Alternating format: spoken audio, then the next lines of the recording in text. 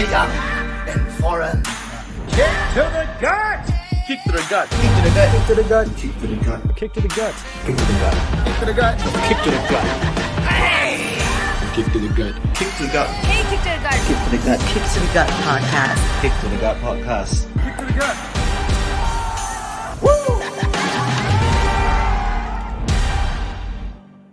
Your podcast sucks!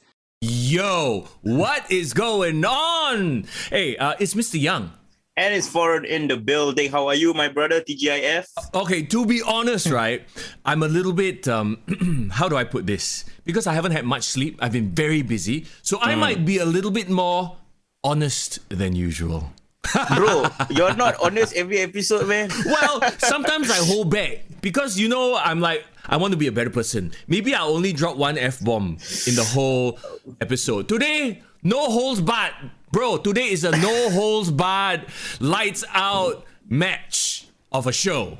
Okay, if it's, everything leading up to this is you holding back, right? I have no idea what's going to happen on today's episode, man. The gates have been opened. Actually, we're going to focus a lot on WWE and less on AEW because we're leading, out of Fastlane into WrestleMania. So maybe I won't be so brutal. But okay, let me say hello to Div Royalty. What's up? Hi. Thanks for joining us here on the YouTube stream. By the way, if you're listening to the podcast on Spotify or Apple iTunes, whatever, right? Apple Podcasts, I mean. And you're like, hey, got live stream, guys. I didn't know you guys do a live stream. Yeah. Every Friday afternoon, unless we busy, we'll change the, timing. We'll let you know on our socials. But yeah, we do a YouTube live stream, this very podcast, every Friday afternoon at 12. Yes, indeed. And as what you mentioned, we are trying to expand our reaches. If you can tell, we are putting in a lot more effort on our social media game, our Instagram game. I think our what would Seth Rollins call it? Our Instagram drip. Oh my God, yes. Embrace the vision. Yeah, so we're trying to keep it dripping, a bit basah, a bit wet, I need to spend more money on clothes though. Mr. Seth Rollins really pimping out. They must be paying him a lot of money. Yes, that was me holding back, Div. But you know what it is? Like, okay, today actually there's a lot we need to cover, as there usually is. But we'll try to not go too far into things. But first things first though. Do we want to talk about WWE Fastlane? I mean, that is what we're coming off of right now.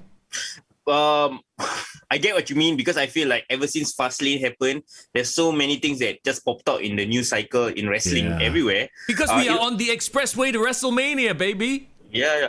But rather than talk about just Fastlane, we should talk about the fallout from Raw connected to Fastlane. Oh, yes, because I felt like finally WWE is shifting focus and say, okay, finally we can start preparing for WrestleMania, even though we have 3 weeks left. Yeah, I know, right? Actually, when you said that, it kind of fell into place for me. I'm like, yeah, it seems like they've only started the road to WrestleMania. As weird as that sounds. Usually Royal Rumble is when they start the road, but this year, I don't know. Like, we actually kind of, when you look at the cards, it's just about 60% done already, right? Yep. And a lot of it, majority of it was this past week's Raw when they set up the matches. Does it feel a bit last minute to you? Well, first of all, we need to question the whole purpose of having Fastlane in the first place. When we could have spent the entire match building up to WrestleMania. Right. I dare say a lot of people actually suffered from the length of this build-up from Royal Rumble to WrestleMania to the point that their momentum is gone. True. Case in point, Edge. Oh, yes, you're right. It's like every week they're just trying to insert him somehow. I'm still holding out hope for the fact that, hey, cards subject to change. They're going to make this a triple threat, I hope. I actually do want to see a triple threat more than a one-on-one Roman Reigns Edge match now. Yeah, I feel we'll definitely discuss what happened at the end of Fastlane and why we thought about that. There's a lot of things that I felt Fastlane was either hindering or it help to push towards the direction of WrestleMania. Hindering, you know what I mean? Okay, we'll get to that in a second. But very quickly, just to get it out of the way, let's very briefly cover AEW. To be honest, this past week's AEW was very missable. A lot of matches, trios match. I love how they call it a trios match now. Maybe they are, alluding to a trios tag team title. I hope not, because their current 2-man tag team titles are rubbish scene anyway. But there were a lot of these jobber. I don't want to use that word, but who are they fighting? A lot of matches to pass the time It felt like. Yeah. Kenny Omega had a one random match with formerly known as Evan Bourne, Matt Sydal. Yeah. The main event was okay. I have no idea. I don't follow Dark Order and all their behind the scenes stuff. But their most popular roster member right now is the John Silver. Apparently. Johnny Hungee. Yeah, what is Hungee? Can somebody explain that? Is he hungry and? I have no idea. All I know is apparently a short but super strong guy with some sort of charisma, which I've never seen, like, because I don't watch the fucking BTE, Oh. And if you're relying on us to watch BTE to understand his appeal, then I'm sorry, man. Like, there's too much wrestling to watch about. Okay, but I do have to give credit, like, at certain places. Like, I thought that Britt Baker on AEW cut her best promo of her career. Yeah. I think she's gone off a great run since last week and this week. So I'm keeping my eye on Britt Baker and what she does with the division. Ty Conti beat Nyla Rose. What? Yeah. What? It was pretty clean, to be honest. It was not like some massive like shenanigans. Okay. So I'm actually very like what the hell is going on here? Okay, I saw the match and Ty Conti actually gave a legit performance, or Nyla Rose gave a lot of herself up to Ty Conti. I don't know whether it's because maybe she's been improving at AEW Dark, which I don't watch. And also, bro, Elevation 2, Episode 2 happened this past week, which also I just realized when I was like scrolling through, AEW Elevation just happened. Like, why do I have to care? Yeah. It looks and feels exactly like AEW Dark.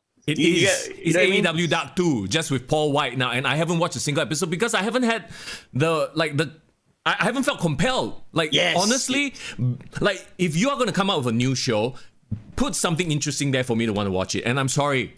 I'm so sorry. I love The Big Show, but Paul White isn't going to do it for me to watch AEW Elevator, whatever the bullshit show. He's trying to reinvent himself at 9, 50. And there's that whole report about him saying that, someone told him, you'll never be in the main event anymore. You'll just be used for. And do you think someone really told him that to his face? Or did they just imply it? Because to be honest, right, if I was him and I was told, you're not going to be in the main event anymore, I'd be like, yeah, that's fair. Because, I mean, you have to be realistic, right?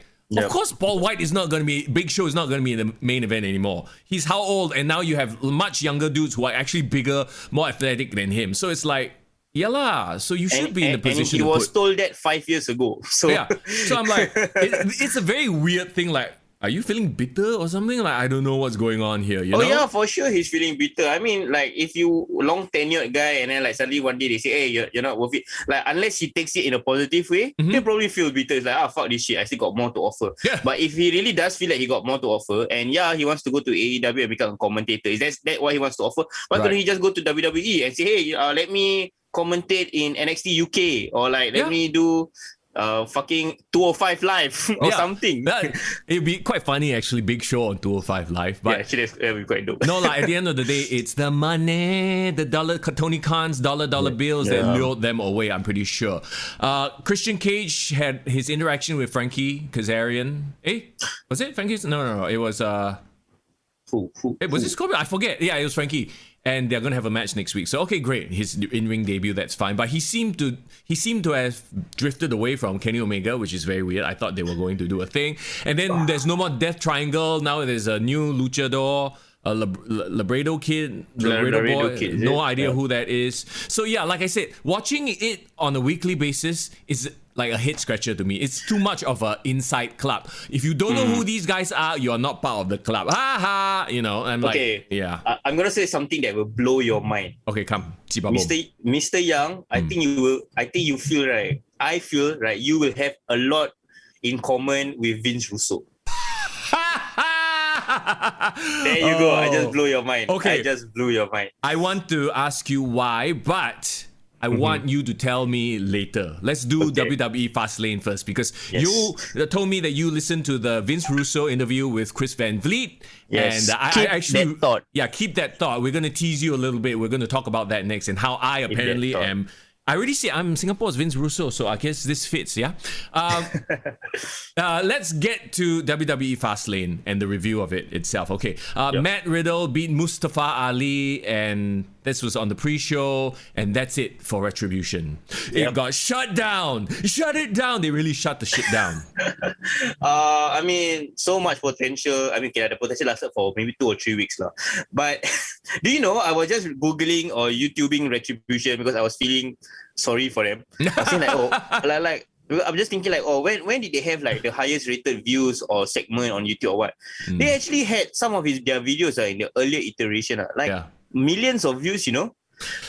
At the beginning, there was actually legit intrigue. There was that confrontation between the Fiend, Alexa Bliss, and Retribution. Yes. Remember that? Yes. That got like 2 million views, on YouTube. So there was intrigue there. And then they shit the bed. They didn't know who to put as the leader. They randomly put Mustafa Ali, and I think they maybe feel like, okay, he is not marketable or whatever the case may be. And even though Mustafa Ali, I think, did a really good job, he tied everything together. It made sense for us wrestling fans, but the writers, not having it. It was dead on arrival because first of all, the name screwed it up. It's like the Viking experience all over again. Oh my god, yeah. Slapjack, Mace. At the moment someone calls yourself Slapjack, I'm not gonna take that guy seriously. No, not T-Bar and not the whole bunch. So yeah. But even then, right? If they had put Dijakovic and Dio Madden into a tag team, and have them have tag team matches contesting for the title, that might have pushed Retribution into something, right? Look, the second that they got their asses handed to them by like the Hurt Business and whatnot, you could see, okay, the shift is towards the Hurt Business. Hurt Business is taking off. These Retribution guys, they're just a bunch of guys in masks. Let's not pay any attention to them anymore. But that's the problem. Why focus on just one faction when you can build two at the same time? Well, then you run into AEW's problem where there's like a million in one faction. Now Matt Hardy has his own faction, right? What's that? MHO, Matt Hardy Office? HFO, HFO. What the fuck is that? What the fuck is that? And that's why you will like what Vince Russo has to say. Also, why is the Butcher and the Blade with Matt Hardy now? What is that? Stop it. Best Butcher Booker. and the Blade basically left Eddie Kingston and went with Matt Hardy. Yeah, they were a stable with Eddie Kingston and Penta, El Cerro, and Ray Phoenix, right? Remember? Yeah. That stable lasted for a good 2 weeks, and after that, we split. It's like, Stop it with, oh my god. Okay, Irvin, I want to say hello to you. Furious Boy, I want to say hello to you as well. Thanks for joining us here in the chat on the YouTube live stream. Riddle, I cannot stand him. I'm sorry. I loved him in NXT as he's the bro. He's a stoner. He's RVD. But on Raw and SmackDown, and I've said this before, he's a fucking dumbass. Yeah. I want to slap him so bad. I do not know why WWE, when they go to the main roster, they seem to take the part and appeal about them, right? That makes them great, and then just drive it to the ground until it becomes annoying. You know why not? No, it's not even that. I think it's because of the fact that they can't go the stoner route. They can't promote, that kind of a lifestyle. And they are like, all right, you try to do it, but without referencing marijuana or drugs. So he just comes off as being a complete dumbass. Yeah, with all this like crazy dude, where's my car kind of like attitude, and with all this weird ass scheme. Yeah, sure, they want to make him like, no, that's the problem. And I think RVD said it in one of his shoot interviews. He said that the problem with them, right, is they look at my character as this laid back and cool guy, and then immediately, okay, I'm just gonna pigeonhole and double down on this persona, and it becomes almost like a parody. Yeah, and now it's a mega parody. And you look at what he can do in the ring, it's like, oh my god, what a waste. What an absolute... I'd rather them try to push him as a killer MMA guy now, at this point, than riding around in a fucking skate scooter, pissing people. Anyway. That's the funny thing. He doesn't look threatening, even though we know he legit can beat people up. But he's the one getting beaten up with his scooter.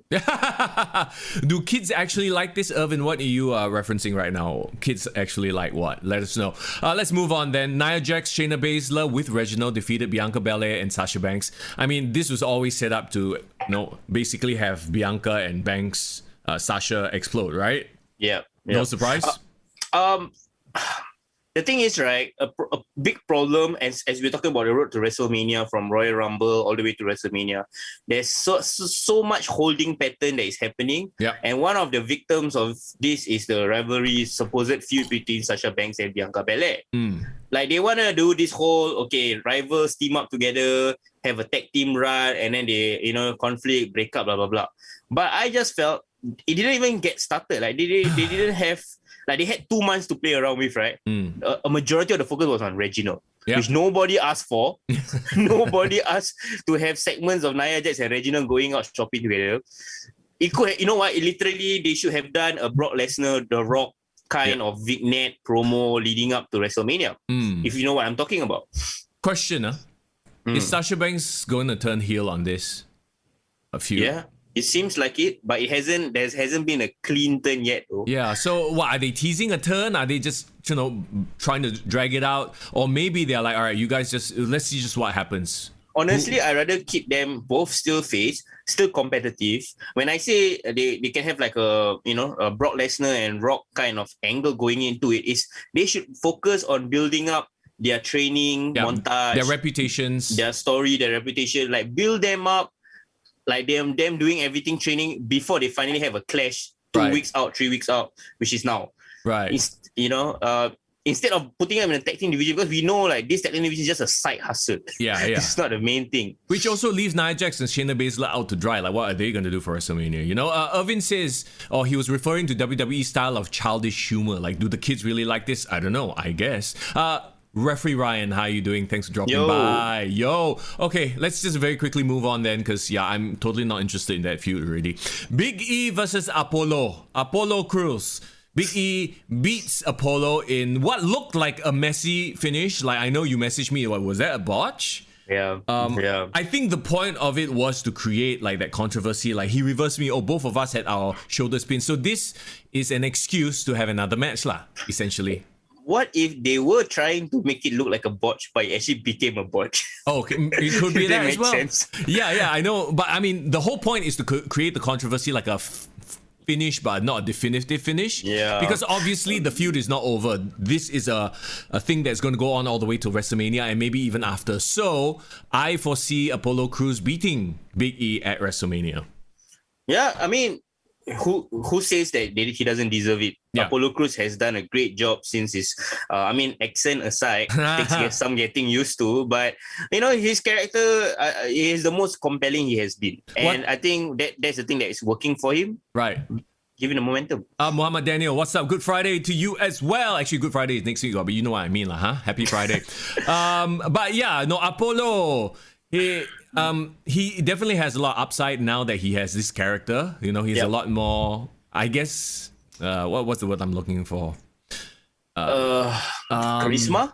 I don't know if charisma is the word. I don't know where they're going with it, to be honest. But hopefully they can build this sort of energy moving into WrestleMania. And with Big E too, like I said last week, I feel like his promos have been very strange. I don't get it. The thing about Big E is he's trying to get serious a bit now. Like he still want to have that fun-loving side, but he wants to have that championship edge to it, right? It's a very fine line to toe, though. It's very hard to do it. Yeah. Like, I don't know where he's going with it. Like, is he going biblical, or like sometimes he seems like he's overdoing it? It's like an angry version of what he does for the New Day, but then it doesn't quite work. So I don't know. Maybe he's just finding his, voice lah at this point. His solo voice, I guess. I mean, he did talk about in his documentary that he is legit a son of a preacher. Son of a preacher, yes. Yeah, so that comes across in him like as a natural thing. So that might be a way that he can incorporate. Right. But it's just different moods of him being a preacher. I understand. Very biblical. I really like. I think didn't he say a line like, "I'm just gonna go biblical on your ass" or something? Yeah. But even when he delivered it, it didn't seem like like maybe he hasn't fully embraced that. He's like halfway here, halfway there. You know what I mean, right? Like he doesn't really buy it. So and maybe that's why he's a great and a mid-cut seat right now. Like he can't be pushed to the main event yet. Right. Muhammad Daniel says Apollo needs to change his theme song. Apollo! Then what are you going to change it to? Some Nigerian theme? No lah, bro. It has to be dun dun dun dun dun.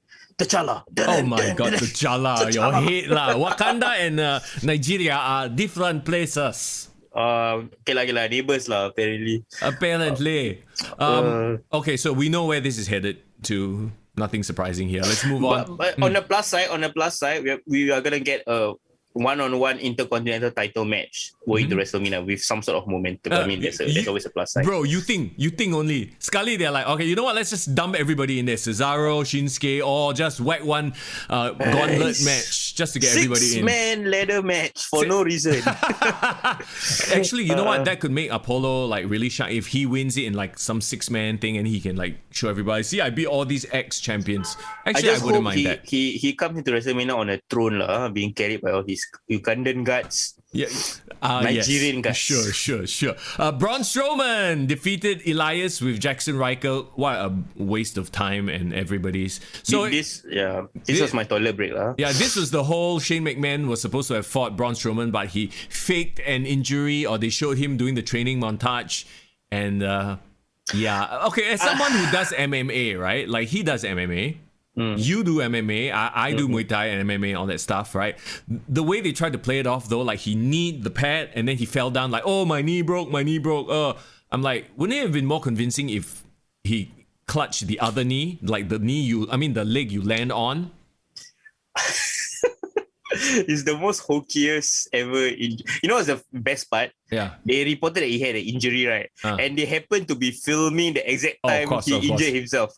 So convenient, huh? Okay, to be fair, then of course the big reveal on Raw is there. Oh, surprise! He's actually not injured. So I guess they can, play it off like, oh yeah, he was just faking the whole thing to begin with. But it's like right away you knew, okay, Elias is going to get beat up by Braun Strowman. That's it. I'm very pissed off with Shane McMahon, bro.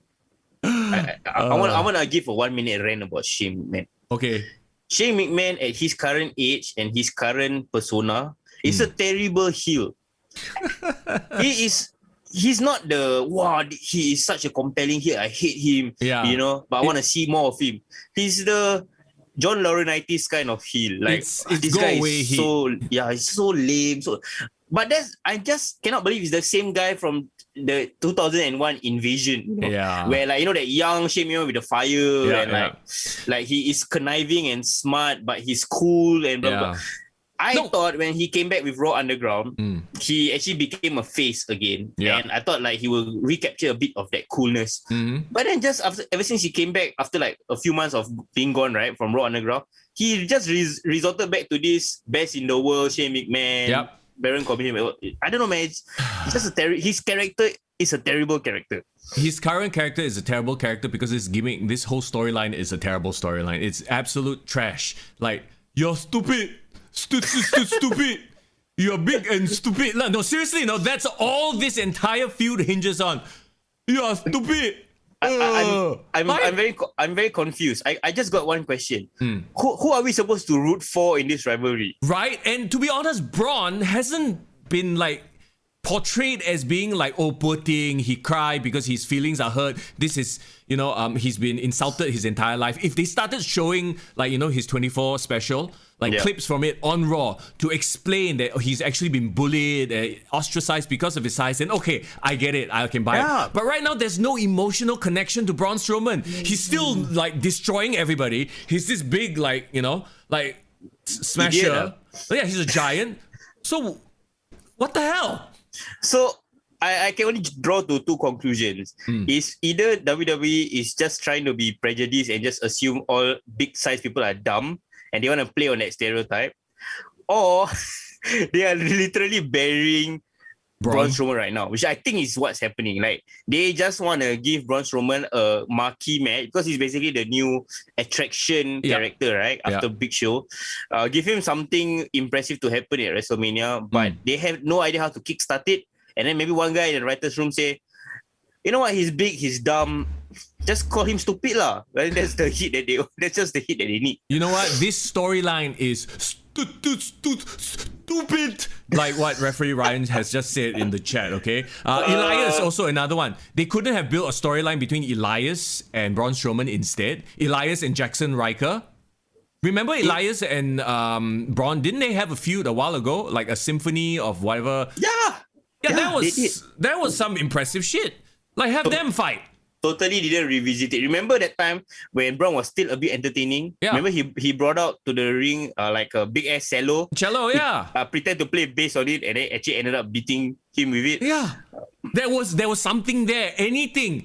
Bro, anything is better than stupid and then dumb slime on him like, oh, stop. I'm sorry lah, but yeah, This is PG humor, bro. cannot. All right, let's move on.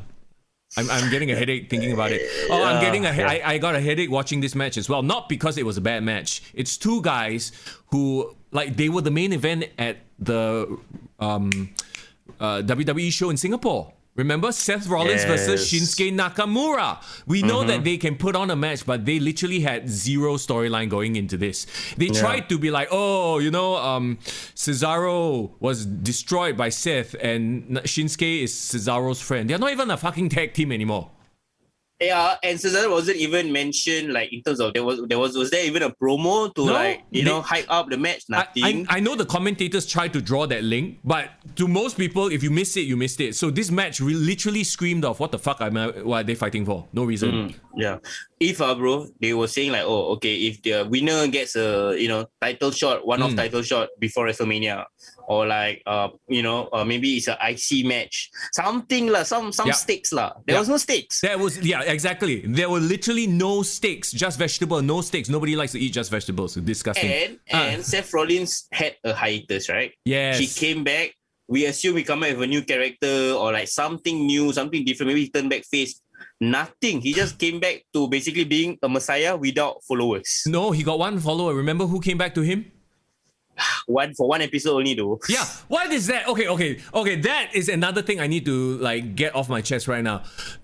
I like it or don't like it. The whole Mysterio angle. Some people hated it. You know me. I've talked about it ad nauseum. I fucking love that whole angle and where they could have gone with it. What it could have been, right? Yeah. But now you bring him back and then Murphy, take me back, please, sir. And then Aaliyah is nowhere. The Mysterios are busy being a tag team, jobbing to Chad Gable and Otis. What the? Stop it, lah. So, hey, did they hire Tony Khan to be their booker also? This is some best booker of 2020 bullshit going on right here, guys. Bro, is there anything in wrestling right now that makes you happy? Because everything seems to piss you off. No, but this is see, people always say, oh, Mr. Young, you always shit on AEW. It's not that I shit on AEW, I shit on bad booking and just stuff that doesn't make fucking sense. Okay, fair enough. So there, the Seth Rollins, Shinsuke, love them as workers. This match did absolutely nothing because there were no stakes. Literally no stakes. It was a plate of mushrooms and broccoli. No stake. I would liken this to the pay-per-view overall. Yeah. Unnecessary. Okay, next up. And okay, like I messaged you this as well. Only the 3 main event matches kind of got me interested. The rest of it was a waste of time. Yep. The first, I guess, main event match, Drew McIntyre, Sheamus. They finally had their quote-unquote blow-off match. They beat the fuck out of each other. Yes. And again, I feel like the problem with this kind of booking is that they're having kick-ass matches on Raw, and then they have a kick-ass matches on like this so-called C pay-per-view. And I feel it's a disservice to the kind of performances that Sheamus has been putting in. Yeah, like I feel bad. Like he deserves a shine as well. That's why I keep saying like, maybe put him in the main event lah. Make a fatal 4-way lah, bro. Fatal 4-way. But no, he's I think he's done. And if you watch on Raw as well, he kind of had a moment like Drew saved Sheamus, right? Yep. So what is he gonna? Do they have that mutual respect thing? And also on top of that, other than him seeming to hint back that they got turned back together, he had an interaction with your bro Riddle. Oh my god! Remember? Yeah. And so maybe I don't know. Maybe is it a consolation prize? They're saying like, oh Sheamus, thanks for putting over Drew McIntyre. Now we give you the US title. Yeah. I mean, don't get me wrong. I think Sheamus Riddle will be a good series of matches, and they could, do well at WrestleMania. Yep. But yeah, he went from main event to like mid card, real quick, yo. Okay, I'm gonna say something positive about the Raw scene in terms of like the championship scenes. They actually have a bunch of like really badass looking people in the main event scene. They got their Bobby Lashley's, their Drew McIntyre, Sheamus, all hard hitting styles. Yes. And now technically Matt Riddle can do this hard hitting style as well. Yeah. So right, for the first time, bro, in like a long time, the main event scene, like the championship scene on Raw, comes from a bunch of people who are very believable looking, legit ass kickers. Yeah, they are all horses, but horses with athletic ability and good selling. Like, they're good workers despite being horse. Like, you always think, oh, horse means bad worker. They are all actually really, really athletic, good workers. So, yeah, I know what you mean, but here's something I want to add on to that thought. They're all horse, good workers, but I feel like not one of them has that spark. That stone cold spark, that rock spark. You know what I mean? Like that John Cena. Yeah. Like, and maybe that's why you like pass that off to people like your Randy Orton and your Fiends for the, like the shock factor, the wow factor. So, because that feud, as we move on, do you want to add anything else to Drew McIntyre, Shamus? Yeah, just basically the point on like what you say, like all these people, they have to just keep elevating each other. Like, I don't want just because Sheamus give so much offense to Drew McIntyre, build him up and all that, and then suddenly the next 2 days or the next 2 pay-per-views, he's just gonna be brought back to obscurity, and it's such a waste of Sheamus doing all this hard work. True. Irvin says WWE usually has good main event storylines but suck at the mid-card stories. I'll agree with that. WCW was the exact opposite. Yeah, because WCW, it was all politics, right? Like, you had the same few people in the main event, whereas the mid-card guys, they were like actually working hard, putting in good matches and trying to work their storylines well. So that makes a lot of sense. You know what it is? It feels like Bruce Pritchard is only working with the main event and up. Everyone else, like some jobber writers, coming up with storylines. Yes. And at the end of the day, like you said, they need star power. And it's so weird. Like, after 10, 20 years, right, they're still relying on the people that we know. Randy Orton. We need to see this generation's breakout star. And I don't know if that's Bobby Lashley in the Hurt Business.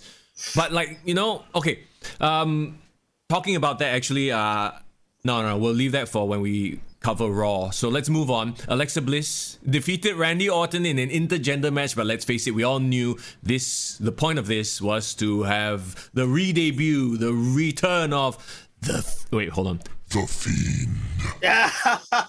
Wow, somebody got a soundboard, huh? That's right. Not bad. Okay, what's your opinion on his costume? The mask looked cool. The rest of it looks like, what? It looked a bit cheap. I don't know. I feel like it might grow on me in the next few weeks, or maybe they might pimp it out a little bit more. But right now, it still feels a bit cheap. The mask looks cool, though, I think. On this show, I think we should officially dub him Chowta Fiend. Charcoal Fiend, Chowta Fiend. Char-Kway Fiend. Hey, they should market that, yeah. Yes, yeah. Charcoal Fiend. Okay, we either call him Charcoal Fiend or Chowta Fiend. Chowta Fiend. Like, they have burgers with the black bun. Like, it's an in thing now to have like a charcoal version of thing, or black sesame thing. So he's like Black Sesame Fiend now. Charcoal Fiend. As a Lord of the Rings fan, the first thing that came to my mind was, that one look like Urukai or like an orc. Yeah, right? He looks like an orc. Yeah. You got an orc look, and I was thinking like, okay lah, he looks like a legit evil badass guy.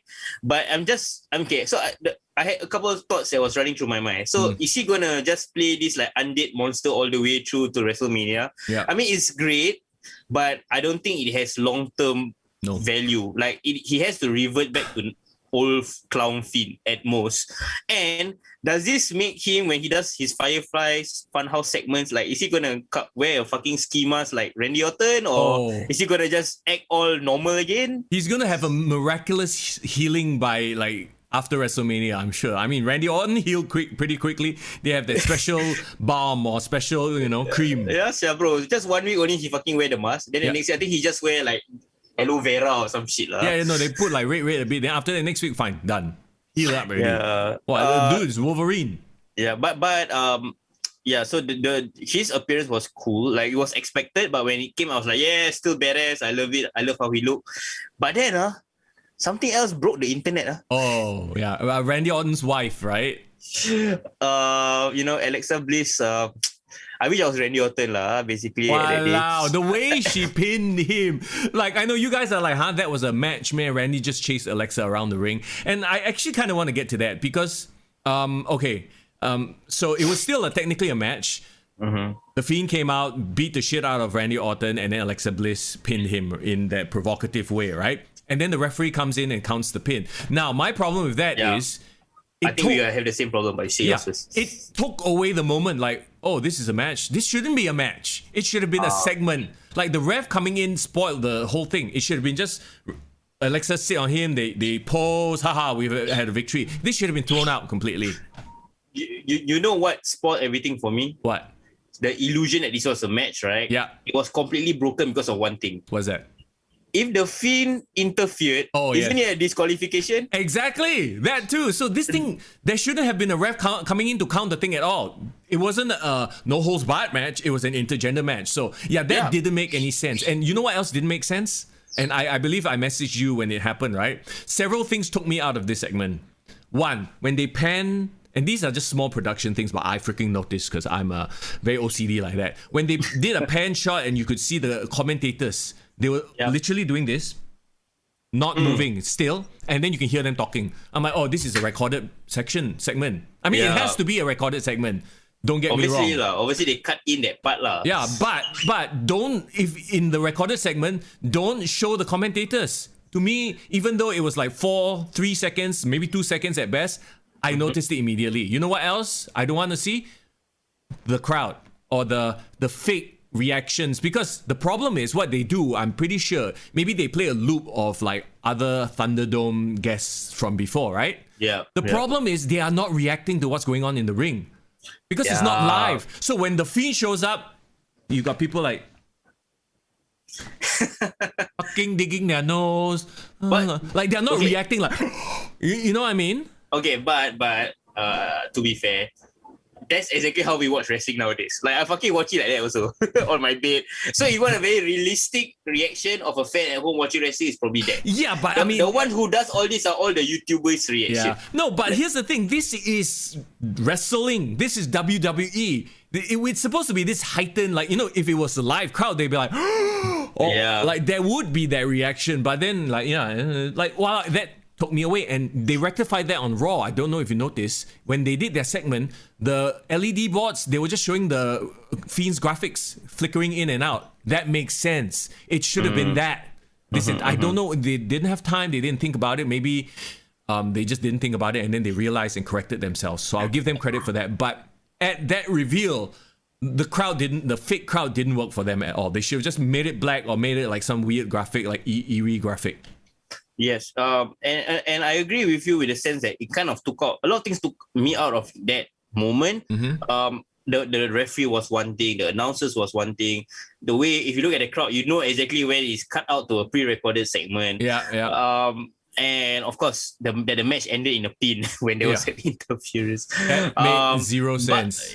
But we know, right, the whole reason why they had this match, quote unquote, is just that they can reuse this footage over and over again for all the WrestleMania segments, for all the package and all that. So they needed all these like money shots. So I'm glad that they got some nice money shot of the Fiend, like when he rolls out and that horror zoom, horror film zoom.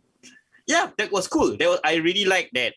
It's different, bro. Like I can literally show a video of the Fiend to a random casual person. It's like, hey, what the fuck happening? What's this? It's just some dead zombie in wrestling now. Like it is a conversation topic. I can't show Darby Allin versus John Silver and expect them to have their attention, you know, for more than 10 seconds. Okay, I will agree with that to a point, but at what point does it become like hokey bullshit? You know? Like to me, this new Fiend is well, then again the old Fiend also was but this new Tauta Fiend is bordering on WCW Masters of Evil or whatever the hell that segment, like you know. So it's less Undertaker 97, more WCW. Like what? Yes, you know the group I'm talking about, right? Like there were a bunch of like horror characters.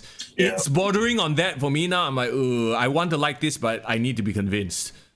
And the one that will salvage it is obviously when they kind of bring back Bray Wyatt as his Firefly Funhouse character. Like they need some sort of explanation. He can't be an undead, untalking zombie all the way until WrestleMania. Yeah. Well, and here's the thing. I actually feel very worried for Bray Wyatt because Bray Wyatt versus Randy Orton historically has always been bad for Bray Wyatt. Yeah, there's never been like a, what do you call it? There's never been a a very good performance of Bray Wyatt. And I think maybe that's the reason why they did this match in the first place. What, Because he just wants to right the wrong. Yeah, to let Bray Wyatt finally have his moment. Like, and I'm not even talking about like Bray Wyatt has lost his encounters with Randy Orton. I'm talking about the matches have sucked balls. Like, like the fucking what was that? In the weird house, the House of Horrors match. House of Horrors. That was shit. The WrestleMania match itself was terrible. Which was the one where they like projected stuff onto the mat and then there was worms and shit. WrestleMania lah, WrestleMania 33, their title match. Randy Orton and Bray Wyatt previously, their best so-called performance was actually when they were together in the. Do you remember when Bray Wyatt actually won the title in Elimination Chamber? Yeah, and then he like joined the Wyatt family. Randy did. Right? At that point, Randy was really part of the Wyatt family. Yep. Randy won the Royal Rumble, but he sacrificed himself. I think he took a spear from Roman Reigns or what, so that Bray Wyatt could win the match. And I like when technically Randy was part of his cult, and then the whole part where he was breaking out and doing all those segments was cool. So Randy also, I don't know whether it's a Randy problem also, because Randy has this thing where all his matches the hype for it will be so big, but when time comes for him to deliver in the match at WrestleMania, it just falls short. Yeah, that could be it as well. Irvin says Dungeon of Doom. The Alliance, to end Hulkamania, Zodiac, Shark, Yeti. Yes, this is where Cao Ta Fiend is kind of bordering on. So I'm very worried. I'm very, very worried. So WWF had their whole period of time where they were having all these stupid ass gimmicks. Yep. WCW, I think probably at that same time were doing the same shit. So I think both companies were very guilty of this. Yeah. I hope it just doesn't go overboard lah. That's all. Okay. So, I mean, I know I'm getting ahead of myself, but do you notice what new skills the Fiend has picked up? Apparently, now that someone is going into the Hall of Fame, somehow the Fiend has picked up pyromancy as well. He now has flames. He has the Kane power. Is it because he destroyed Kane, now he absorbed his power and then he can do the Kane fire? Bray Wyatt is definitely a mark for all the monster characters of the Attitude Era. Of course. He fucking got the Mandible Claw from Mankind. Yeah. Fucking got all the Undertaker entrances. And now he got Kane's fire. Yeah, like he's just an amalgamation of all the horror characters from before. Hey, the Trickster who just jumped in, he just appeared. Poof. What's in up, our Trickster? chat. What's We're up? talking about magical creatures, which I think you can appreciate.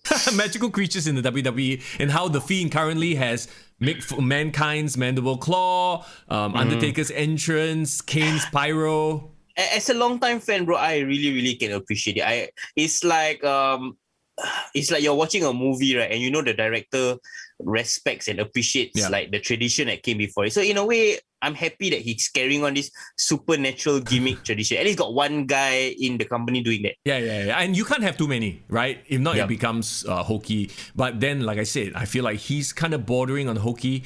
And I mean, as long as we see more Alexa Bliss, though, that's... yes, lying on top of people. Oh my God. Okay, stop it. Finally, Roman Reigns with Paul Heyman defeated Daniel Bryan. No surprise here. Edge, of course, was a factor in the end.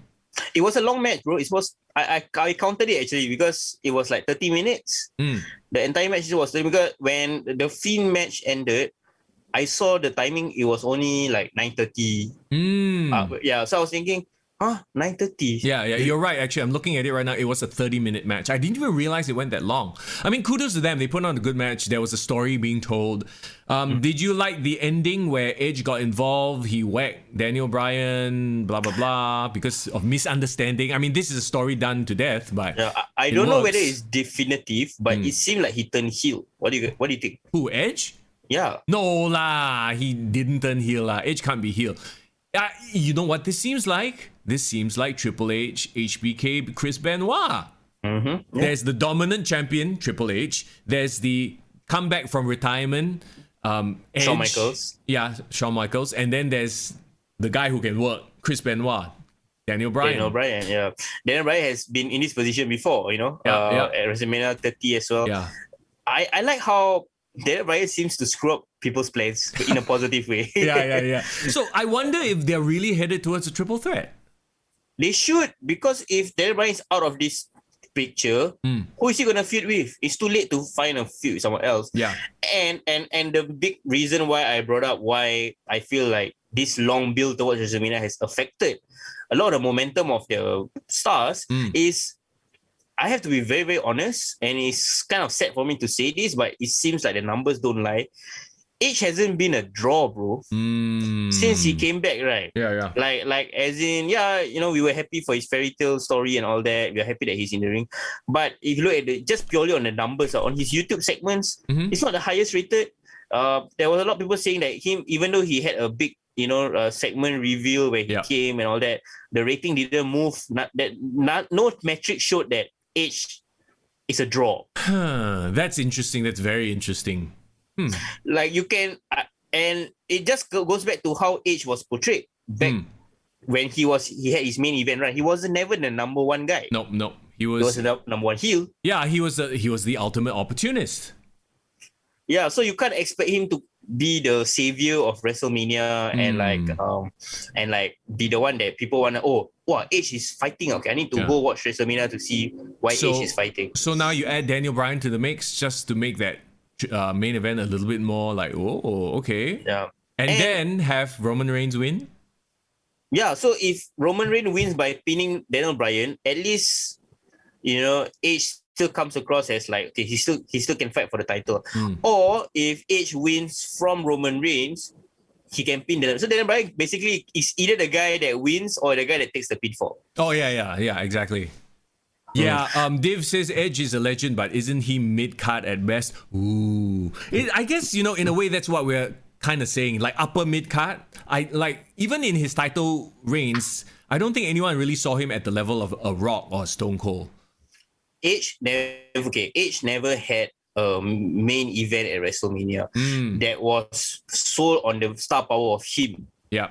It was Edge versus Undertaker was because he was Undertaker. Yeah, Edge versus Cena was Cena. Cena, yes. Yeah. Even Edge and Chris Jericho, when Edge returned in 2010, wasn't the main event. It was one of the top matches.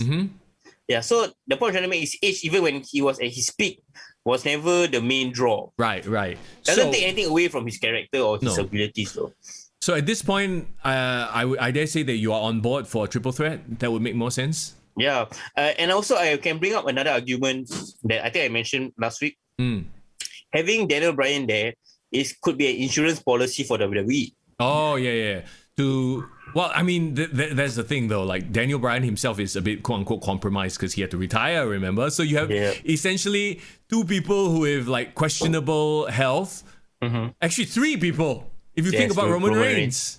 Yeah, and do you see the tweet I put on our Instagram? Yes. Like literally they should have actually built the story based on this angle. Yeah. And I think people will find it very compelling. Yeah. These three people, I never thought I would make it back to WrestleMania. I never thought I would be in the main event of WrestleMania. And yet I come back here. That could be an amazing intro package to this year's WrestleMania. Exactly. Yeah. That makes... Well, they still have time. Maybe they'll hear this podcast and go ahead and pull that off. Edge should just join his best friend in AEW, says the Trickster. Irvin says Edge is more effective as a heel. Just like Sasha Banks, I think they suffer the same problem. They are like okay faces, but much more compelling as a bad guy. Yeah, they're just not lovable. Not lovable, Alama. No. Edge is lovable. He's a great husband, man. No, he is. Not that I would know, lah. I mean, from observation. His whole thing when he came back, the huge pop when he came back, obviously, that return story, but it wears off. The effect wears off after a while, right? And now you just have older, more grizzled looking Edge. That's it.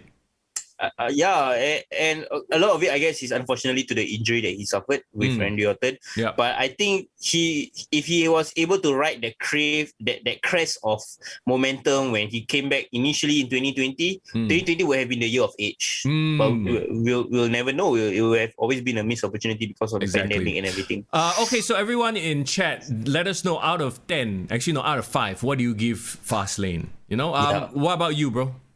I can give an alphabet rating. I think it feels more appropriate to give that.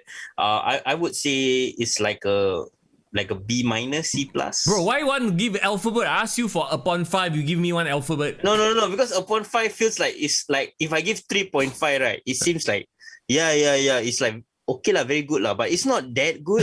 But I cannot give it a 3 also because No, 3 feels it's just middle, bro. I will give it a alphabet 3. rating. I will give it a 3. I will give it a 3. Yeah. Okay lah, B minus C plus around there also. Walao eh. Okay, we need to come up with a more I think a letter grade. letter. in my No lah, opinion. number lah. R-rated superstar made to be PG. Yeah, Irvin, that's a very, very good point. It's a different era of Edge too. Yeah. So- yeah. Rated RH would have been so great. Yeah, but I mean, technically, actually, I don't know if you could do it these days. Ayo, Trickster says 5 out of 5 just for the Alexa Bliss pin.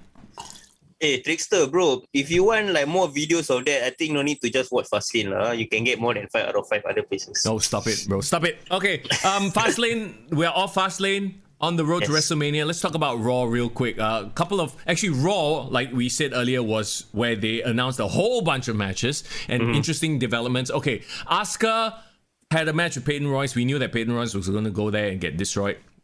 Give a good account of herself. Yeah, she did, but whatever. She's not going to get the win here, lah. The main thing though, this was a setup for. This is Rhea. a brutality. Yeah, it's Rhea Ripley, and Rhea Ripley comes out immediately challenges Asuka for a title match at WrestleMania, and that's gonna happen.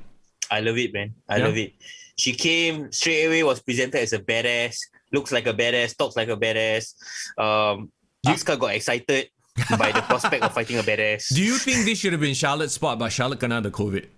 I mean, well, she even brought it up in her promo. Like Rhea Ripley said, like, wow, why Charlotte can go around and just declare that, that she also wants to fight for the title. Well, she got COVID, then now my turn lah. I ask lah. My Okay, turn so to ask. why didn't Natalia, why didn't like anyone else come out and demand a shot? Nia Jax, Shayna Baszler. What? You know why? Because Bruce Pritchard and Vince McMahon is a gorilla, so everyone who wants to line up and walk out is like, no. Oh, I also want to ask. No, you cannot make it. Rhea Ripley. No, Rhea Ripley is our girl.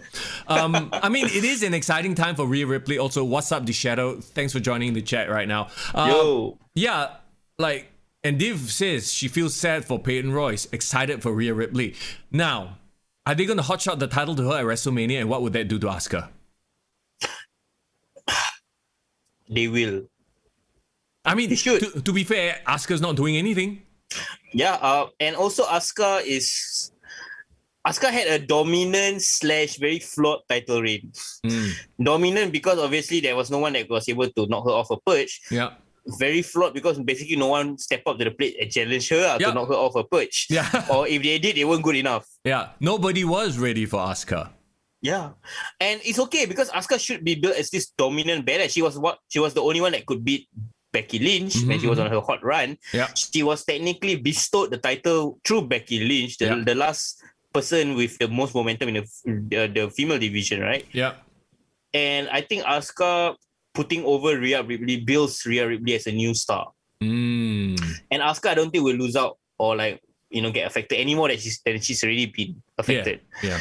Yeah. So and if you remember last year before COVID, they were shooting like vignettes of like Rhea Ripley walking around the empty stadium, saying that this is my moment, blah blah blah, with the Charlotte Flair match. She had that match. She lost the title, which I still think is a bad mistake. And I think this could be WWE's way of like redeeming her character because she had to come back. She lost a lot of momentum last year. Huge. And then she disappeared for a while. She was kind of on NXT, but then not really.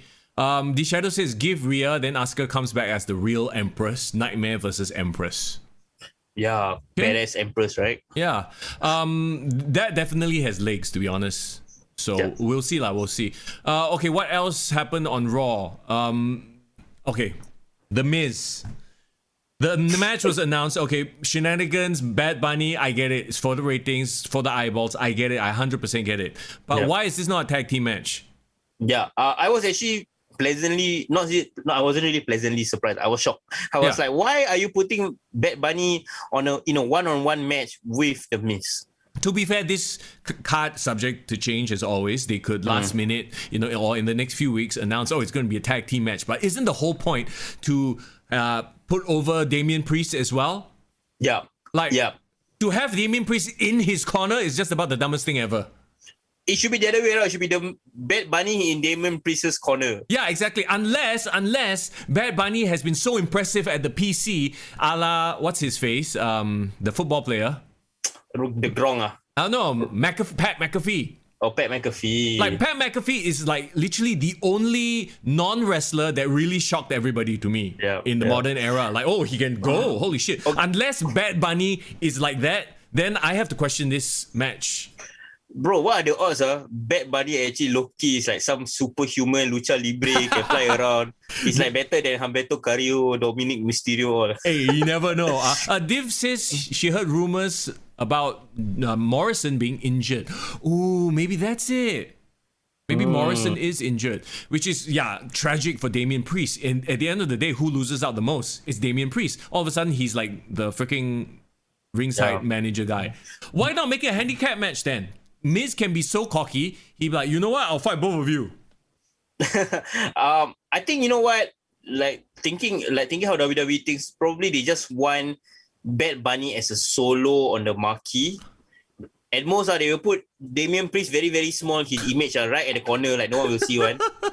But actually, Damian Priest will obviously play a huge role in the match, probably interfere, do some shenanigans. It's not as if he's completely barred from ringside. So there's that. Yeah. But you say it might change, you never know. But the whole point, I cannot. Like, I know the whole point is to build up Damian Priest, not Bad Bunny. Yeah, like Bad Bunny is an attraction. He's a celebrity. You know, so this makes zero sense. And The Miz can find somebody else to tag with him if Morrison is out of action. You know what I mean? No lah, but I think for the story's sake, they want to keep probably Morrison on the screens.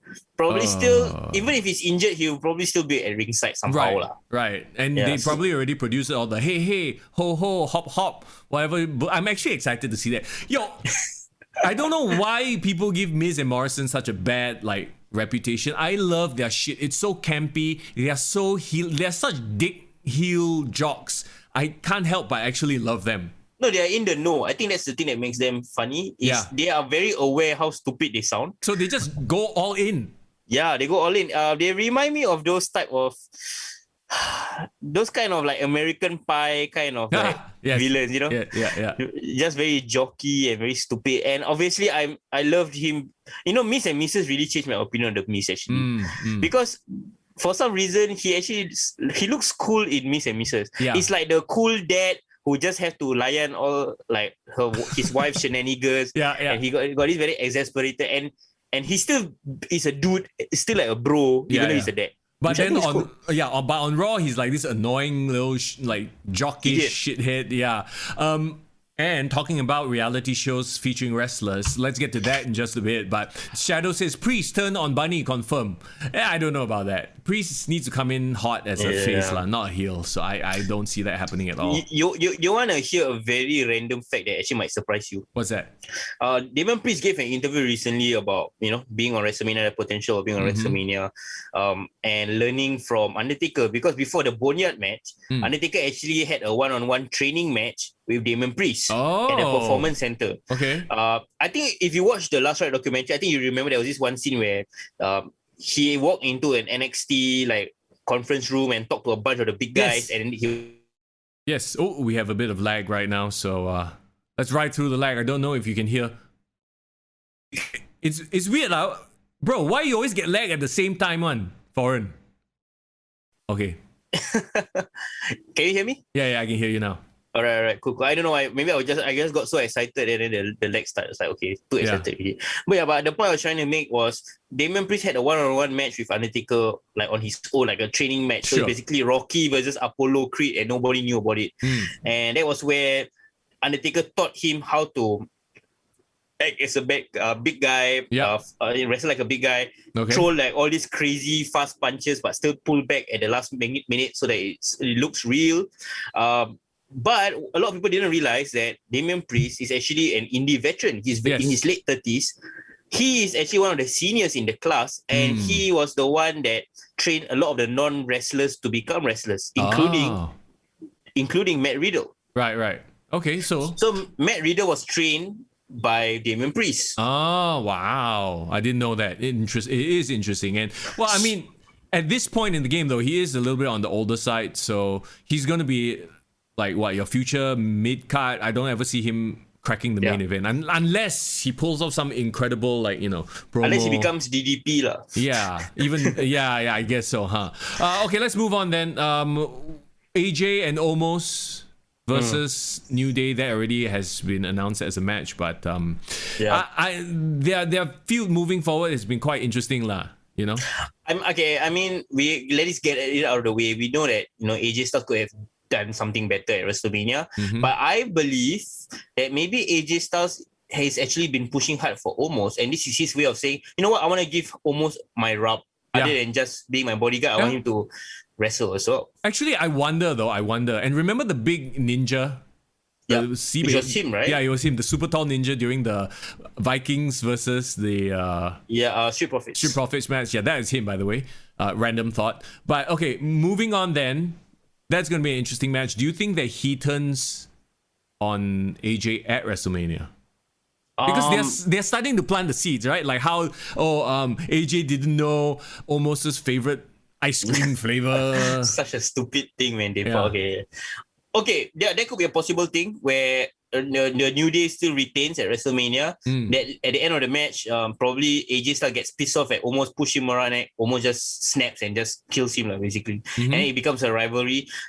It will be very generous of AJ Styles to do that. Yeah.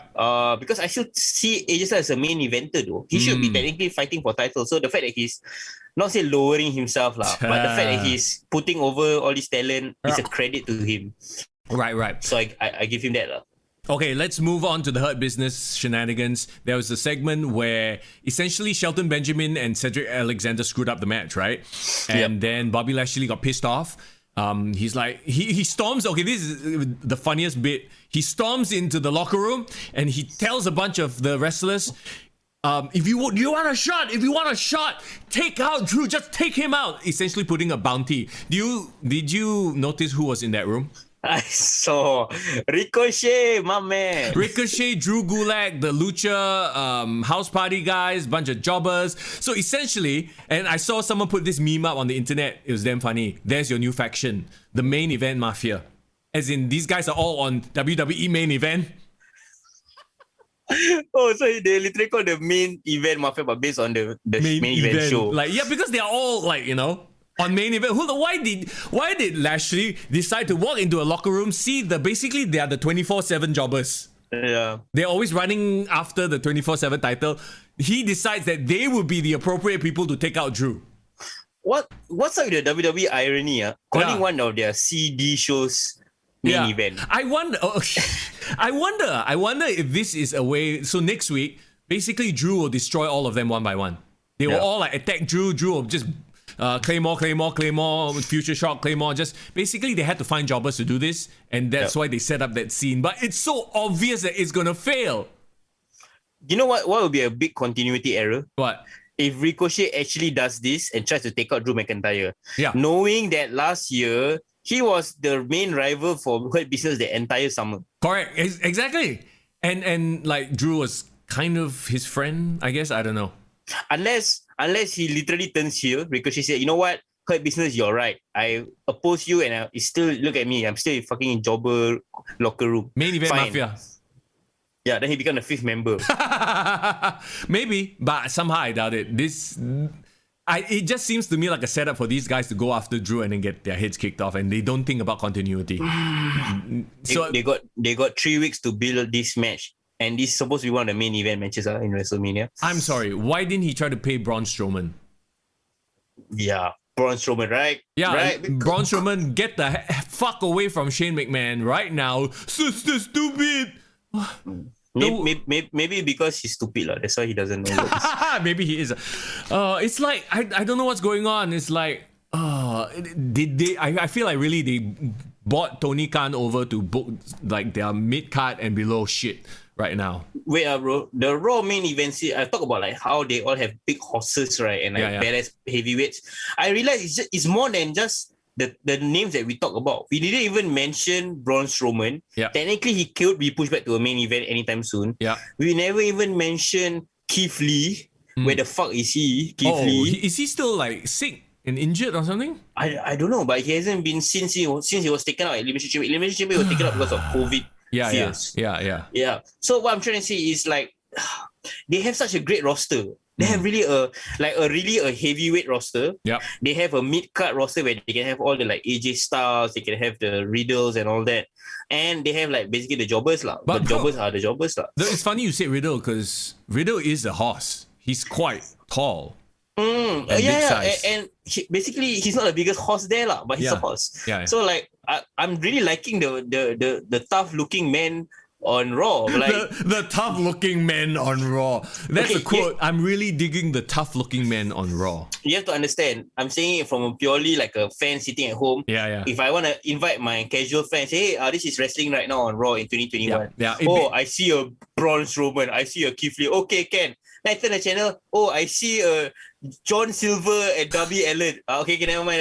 Okay, let's go back to Raw. At least they have the looks part down. You know? Joey Janela, friggin' Fucking Jelly Janela. Yeah, I see what you mean. Like visually, when you try to present this as these guys are fighting, obviously when you look at the WWE, it's like, wow, I believe this. Yeah. Yeah. So hey, how come you are swanning AEW more than I am today? What's going on?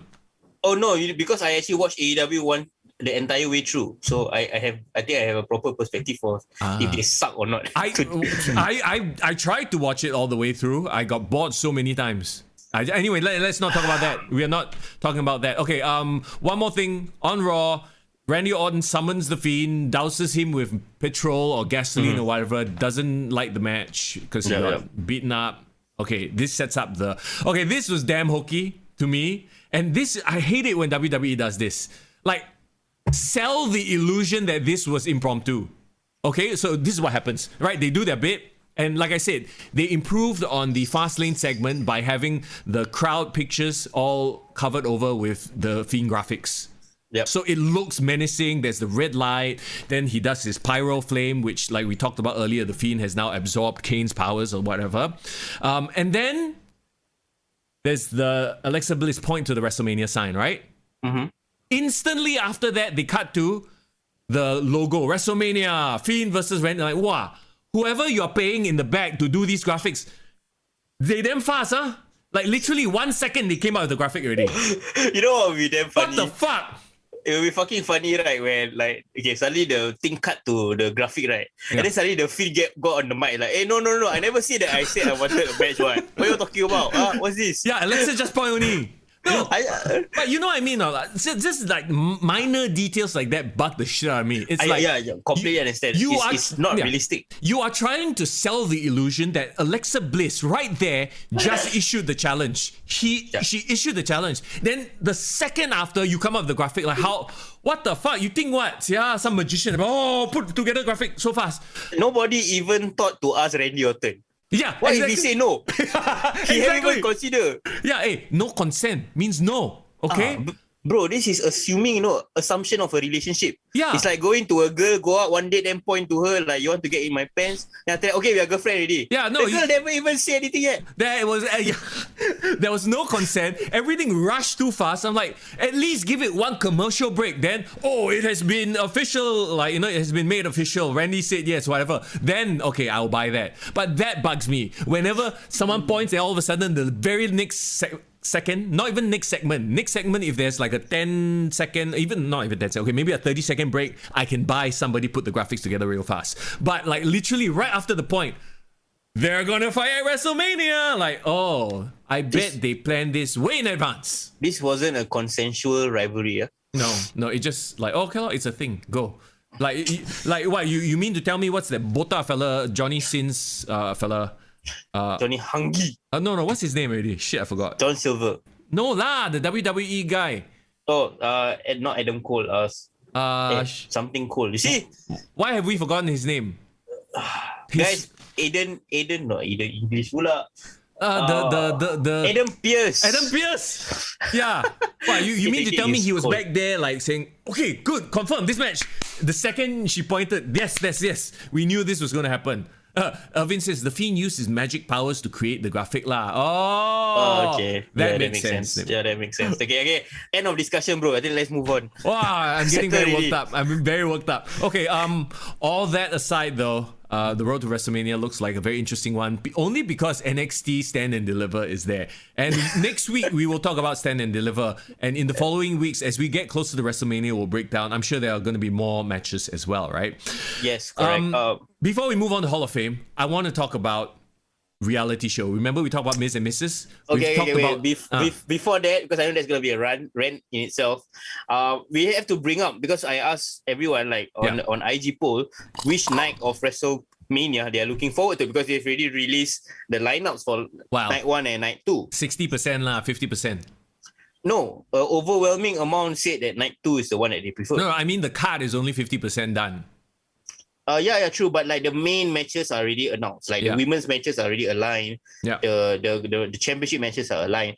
So everyone is preferring the main event of SmackDown, obviously. Yeah. Night 2, and also night 2 has the Fiend and Randy Orton. So we can't deny that the Fiend and Randy Orton is a big attraction match. Oh yeah, of course. I'm not surprised by this at all. Not if you just take a look at the card. There's one that's obviously like the better one. Obviously the one with Braun and Shane McMahon is the worst one lah. Yeah, nobody gives a flying crap about that. Oh my god. Okay, let's move on then. To the announcement that AEW made on TNT. There's gonna be what the hell is the damn show called? It's gonna be show. No. Oh, I know. Roads to the Top. Oh, yeah. Fuck off with that. Yeah, Roads to the Top. Okay, it's like in the WWE. He had to fight against like people like Triple H, who got all the shine, got all the attention, and then he was like, you know what? I'm gonna leave, and I'm gonna become the Triple H and take all the attention to myself, and then now have even Triple H didn't have his own reality show, okay? So now Cody has arguably become worse. It's like he's fought his whole life to become what he hates. Yeah. And now he has become the evil that he so fought against. Bro, but you have to understand one big important thing about him. What? There's more than one royal family. Okay. Look, I'm not going to hate on this too much, because any show that promotes wrestling in that way, like remember we talked about Total Divas, Total Bellas, those shows, it's only beneficial to the wrestling product to get more eyeballs. He might be very funny and they might be very cute together, Brandy and Cody, and this might bring eyeballs to AEW Dynamite, which is good for wrestling as a whole. But it's just the fact that I'm like looking at this going, I'm sick of Cody as it is on AEW TV. I'm not going to watch this. Or maybe I might. And maybe I might like it. I don't know. Would you rather he be a star of his own reality TV show or be the AEW World Heavyweight Champion? And be in charge of the main event scene? Neither. It's the worst of two evils. Which one you prefer? Div says, wasn't Brandy on some version of The Real Housewives? I think you are right, Yeah, she was. Oh. And she was at that point in time. Cody Rhodes also was featured on that show. It's like basically housewife of all the athletes. That was different because like each housewife, the athlete is a different kind of sport. So one is an NFL guy, one is like this show is literally completely gravitating around Rhodes. The Rhodes family. I'm sure we'll see like backstage stuff, Tony Khan, blah blah blah. If anything, maybe he will hang out with the young bar. Oh dear God. Okay, but I have to. Like if I look at it from a purely like a casual perspective, like someone who loves reality TV lah, maybe there's this one the weird desperate housewife who watches all these shows and love keeping on the Kardashian. Bro, there's not one, there's many. Yeah, because that's why they're so popular, right? Mm-hmm. To be fair, their jobs is a very interesting job because they are young couple running a wrestling empire, so-called. He comes from wrestling royalty. She's a complete outsider. She's a black woman in an executive position in wrestling, which is supposedly a trailblazer. Mm-hmm. I mean, there's a lot of ways they can PR it to make it very woke lah. Fair enough. Yeah. But when you brought it up, right, you said like, it's good to have wrestlers in different mediums so that they can expand and come out with audience, right? I just thought of a very cool show that I think WLN would be great at. Like I think Fear WLN... Factor? Sorry, what? Fear Factor. No lah, not Fear Factor. Okay, Fear Factor because he's crazy, right? Yeah. No, but I think he will be he should be like a very cool host of like a culture show where they like explore tattoo, skateboarding, like Corey Graves. Like old school MTV, very old school MTV, because I feel like he's friends with Tony Hawk. Yeah. Fucking with Bam Margera, all that. Yeah. And then like he's like really in the punk scene. And I mean, like I feel like the best way to make wrestling popular and cool is to have all these personalities like really lean into their passions and then make it part of their personality. So like not only they open their eyes to the interests that they are part of, the community that loves their interests, but they also know that they are a wrestler. Yeah. Like this is what the WWE network tries to do. They don't do it enough, I feel. But I mean, there have been like, like Xavier Woods and his gaming stuff. They did the Corey Graves thing, but it only lasted like 4 episodes, 5 episodes, whatever. Like they haven't really committed on it. I don't know why. Because for me, the reason why, and I can't believe I'm going to quote Stephanie McMahon on this.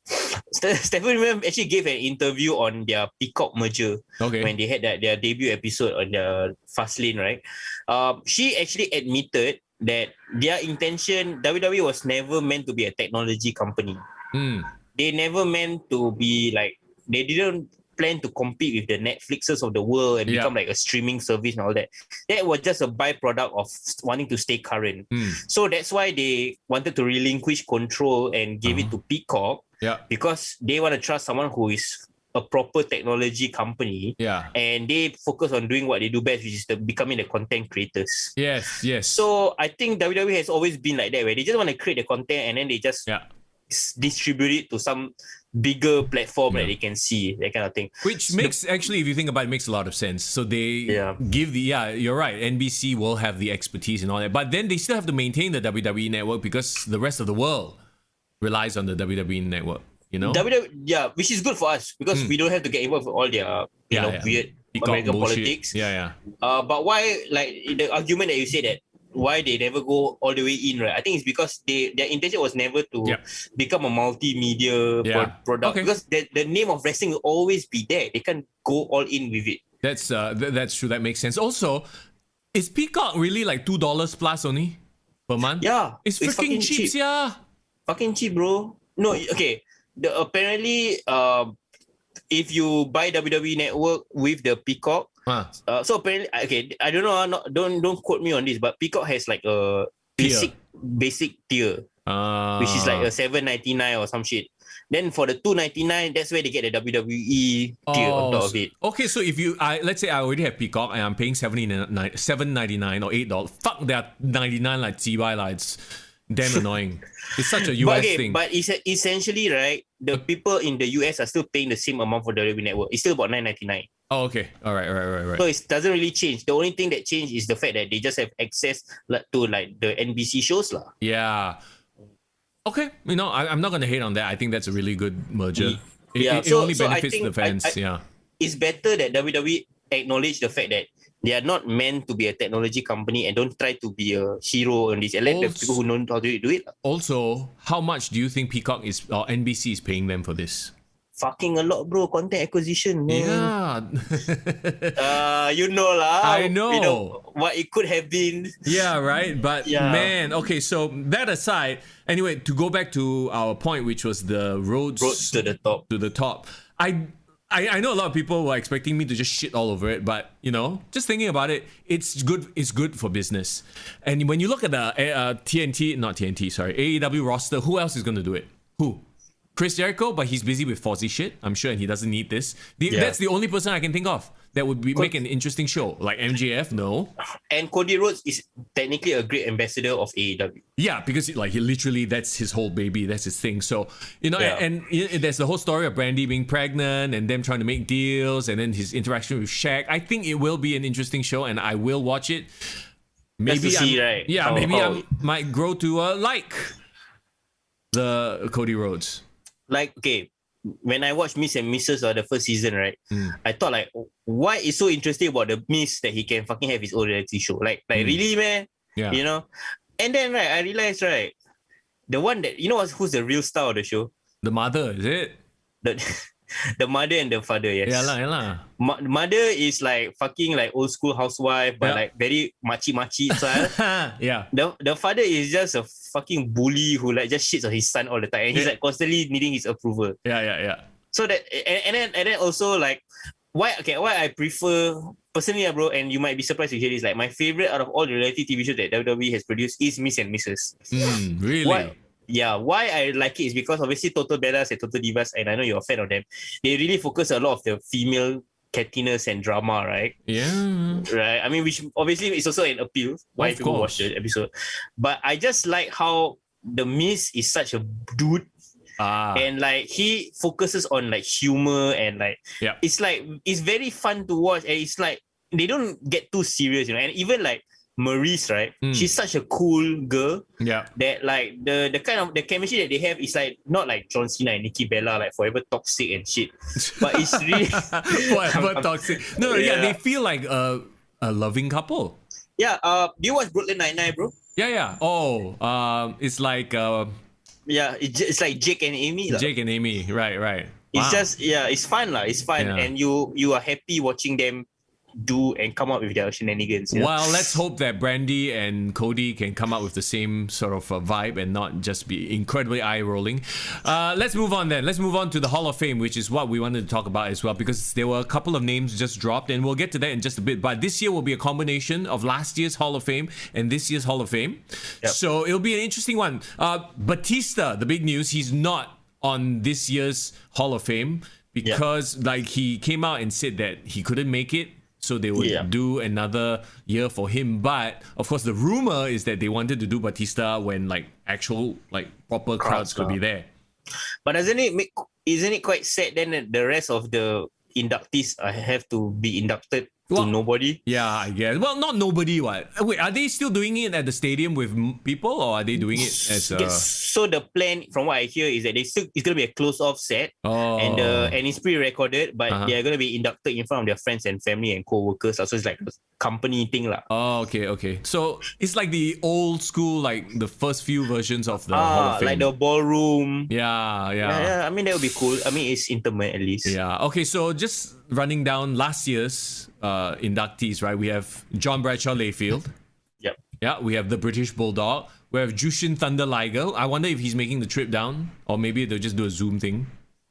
I mean, I hope it comes down. But we talked about them. The Bella Twins will be inducted this year. Bella Twins inducted to no one. I mean, good for them. and the NWO. These are all 2020, by the way, when they announced it. But of course, due to COVID, none of it actually, resulted in a ceremony. So they will be combined with this year's. And interestingly enough, everyone was like, how come NWO didn't include Eric Bischoff? Well, this year's inductee, Eric Bischoff. Nice. I'm back. I love it, man. And I'm better than ever. Yeah.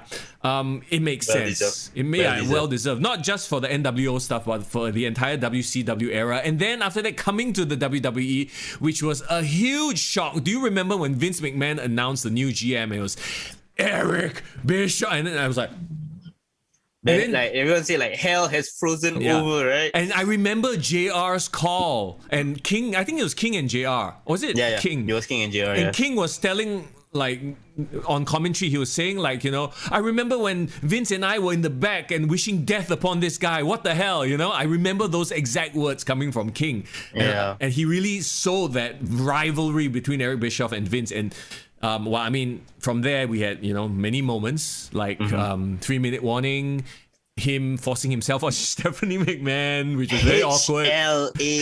HLA and various other shenanigans. Raw roulette. You gotta give credit to Eric Bischoff for Elimination Chamber as well. That's right. There you go.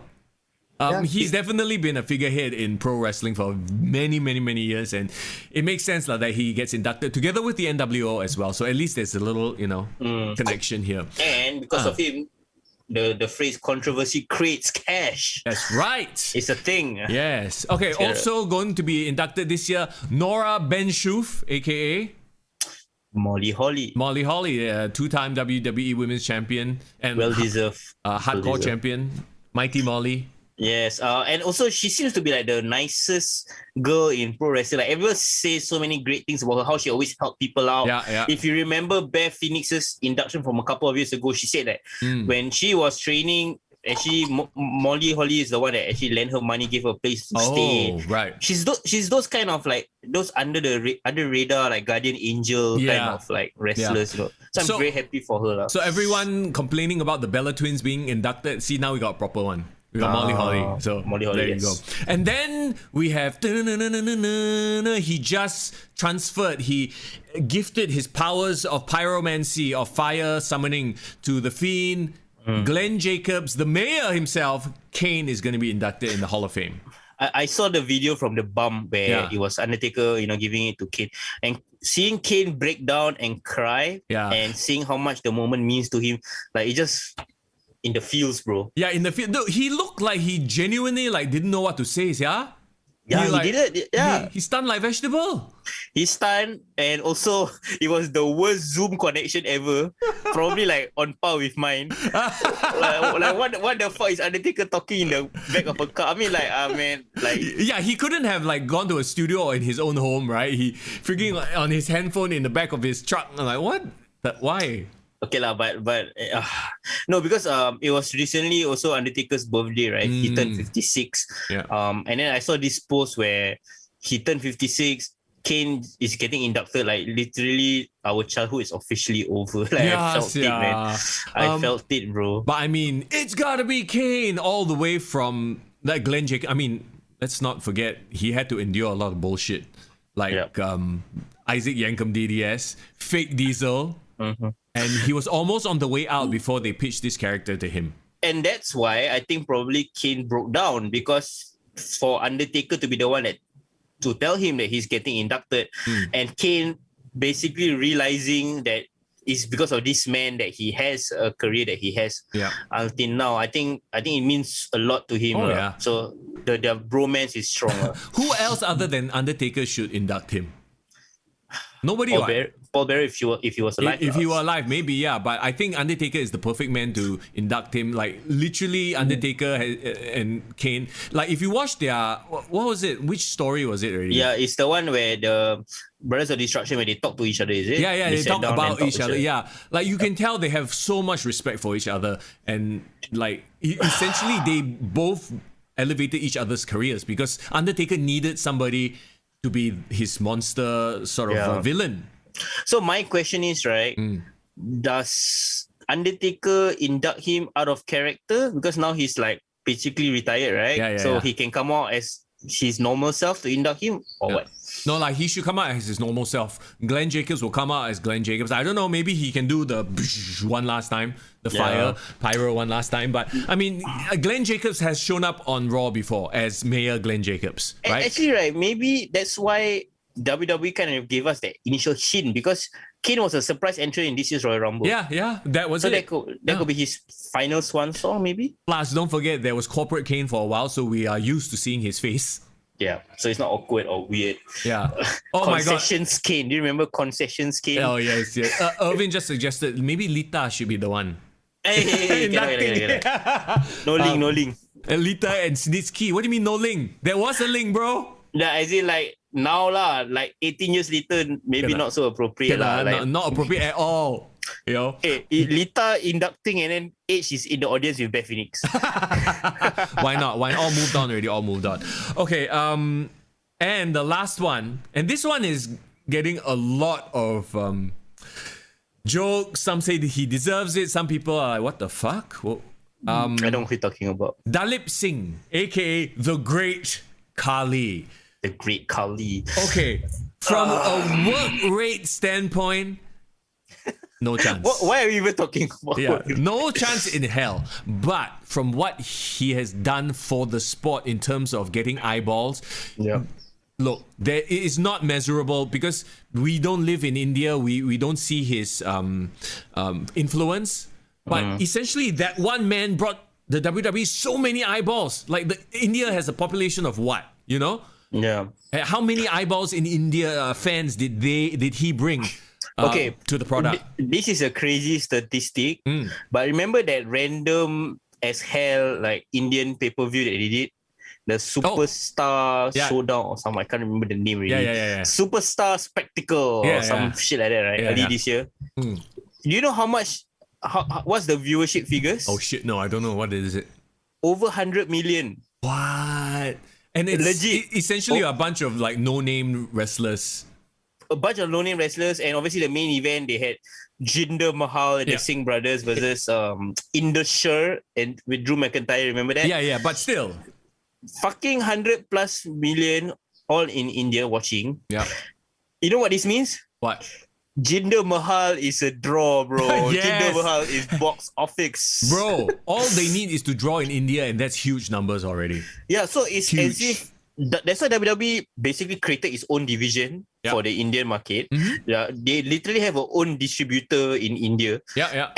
And also they're building so much stars, Indian stars in NXT because of Great Khali. Yeah, NXT India is going to be a huge thing, and this is probably like a great time to announce it as well. I'm pretty sure, like when the Great Khali gets inducted, they will somehow also announce, oh, by the way, NXT India coming soon, and they'll have their own show, and it'll be on the WWE network. It'll be, I think. And one thing a lot of people forget, and I think Triple H tweeted this out. One of the big reasons for his appeal is he is one of the wrestling's greatest attractions of the modern era, like in terms of a physical physical presence. Do you remember 2006 when he first made his debut after WrestleMania? Yes. People were legitimately, who the fuck is this guy? We've talked about this, right? Like, he's one of those guys that when you see him, you're like, whoa. But when he went into the ring, no. I chop. We have to give credit to Undertaker because Undertaker basically pulled him over. Chop you on the head. I chop you on the... What the fuck, bro? Do you remember also some of his... I forgot what his brain squeeze move is called. No. Isn't there a very like specific clip of him brain squeezing Rey Mysterio and then Rey started bleeding? Yeah. Look like he fucking popped a watermelon. Like yeah, like he popped a zit or a grape, right? Like, ooh. And then the crowd, like kids were crying and shit. See, okay, moments like that work. But then because his moments, Yeah, you're right. He's like, like we talked about, he's just an attraction. And then, of course, let's not forget, he was the reason that the WWE has the Punjabi prison match. You gotta respect the Punjabi prison match, man. Which ultimately he was not in. He was never in the first one, which even though he was on that came out of it. Okay, and also one last thing, a lot of people forget that he was actually a world heavyweight champion for a cup of coffee, but he was world heavyweight champion, had a successful title defense against Batista, and for the first 2 years of his career, he was actually pushed really, really well. Like he came across like a threat. Yeah. No lah, and then of course he became like the lover man or whatever. That Punjabi playboy, right? Oh yeah, Punjabi playboy. That was like, okay, whatever lah, bullshit. But yeah. But okay lah, he became from a very scary, serious character to fucking the oddities lah. Yeah. Pretty you much. You gotta love him lah. And I wanted to bring up one last statistic about Great Khali. With Great Khali entering the Hall of Fame, right? Yeah. The movie The Longest Yard, right, has the most Hall of Famers in a movie ever. What? Yeah. Who's in The Longest Yard? I don't remember. Do you remember Longest Yard with Adam Sandler? No, not really. So Adam Sandler had The Longest Yard where it's like he's like a NFL player that went to prison. Yes. Oh, and wasn't Kevin Nash in this? Yeah. And then it's like the convicts versus the guards. Yeah. Not just Kevin Nash, bro. Stone Cold. Oh yeah. Goldberg. Right. Yeah. And Kevin Nash and now Great Khali. What the fuck? 4 Hall of Famers in the movie, bro. Where got? Wow, hey, we need to rewatch these movies, yeah. The Longest Yard, 2005. On Rotten Tomatoes, it has a rating of 31%. Wow, it's a shit movie. No, but it was really those kind of like stupid movie, but actually lovable. Like it's become a cult classic, bro. Yeah, like it's an Adam Sandler. Basically, all of Adam Sandler's movies are like that, right? Yeah, it is. And also, you know why I remember that movie so well? Why? Because there was 2 very, very weird castings of Stone Cold and Kevin Nash. So Stone Cold plays this racist guy who's the guard. So he basically bullies the prisoners, right? And basically use the N-word on Nelly. Remember Nelly, the Right, rapper? yeah. Also in the movie, yeah. And so he was a race. So he plays this racist character, which I think if basically evil Superman, right? Evil Stone Cold would have basically become this lah. Okay. A racist Texas Yeah. guy. So that makes sense. But then Kevin Nash plays this very like aqua kind of guy who loves like manscaping and like into grooming himself. A So he was metro, like big, metrosexual lah. yeah, very metro. So he was like super like intimidating and big, right? But then actually in the gut room, he's talking about, oh man, I think I broke my nail or some shit. Yeah, so it's like fucking weird. He's like a pussy also lah, apparently. Okay.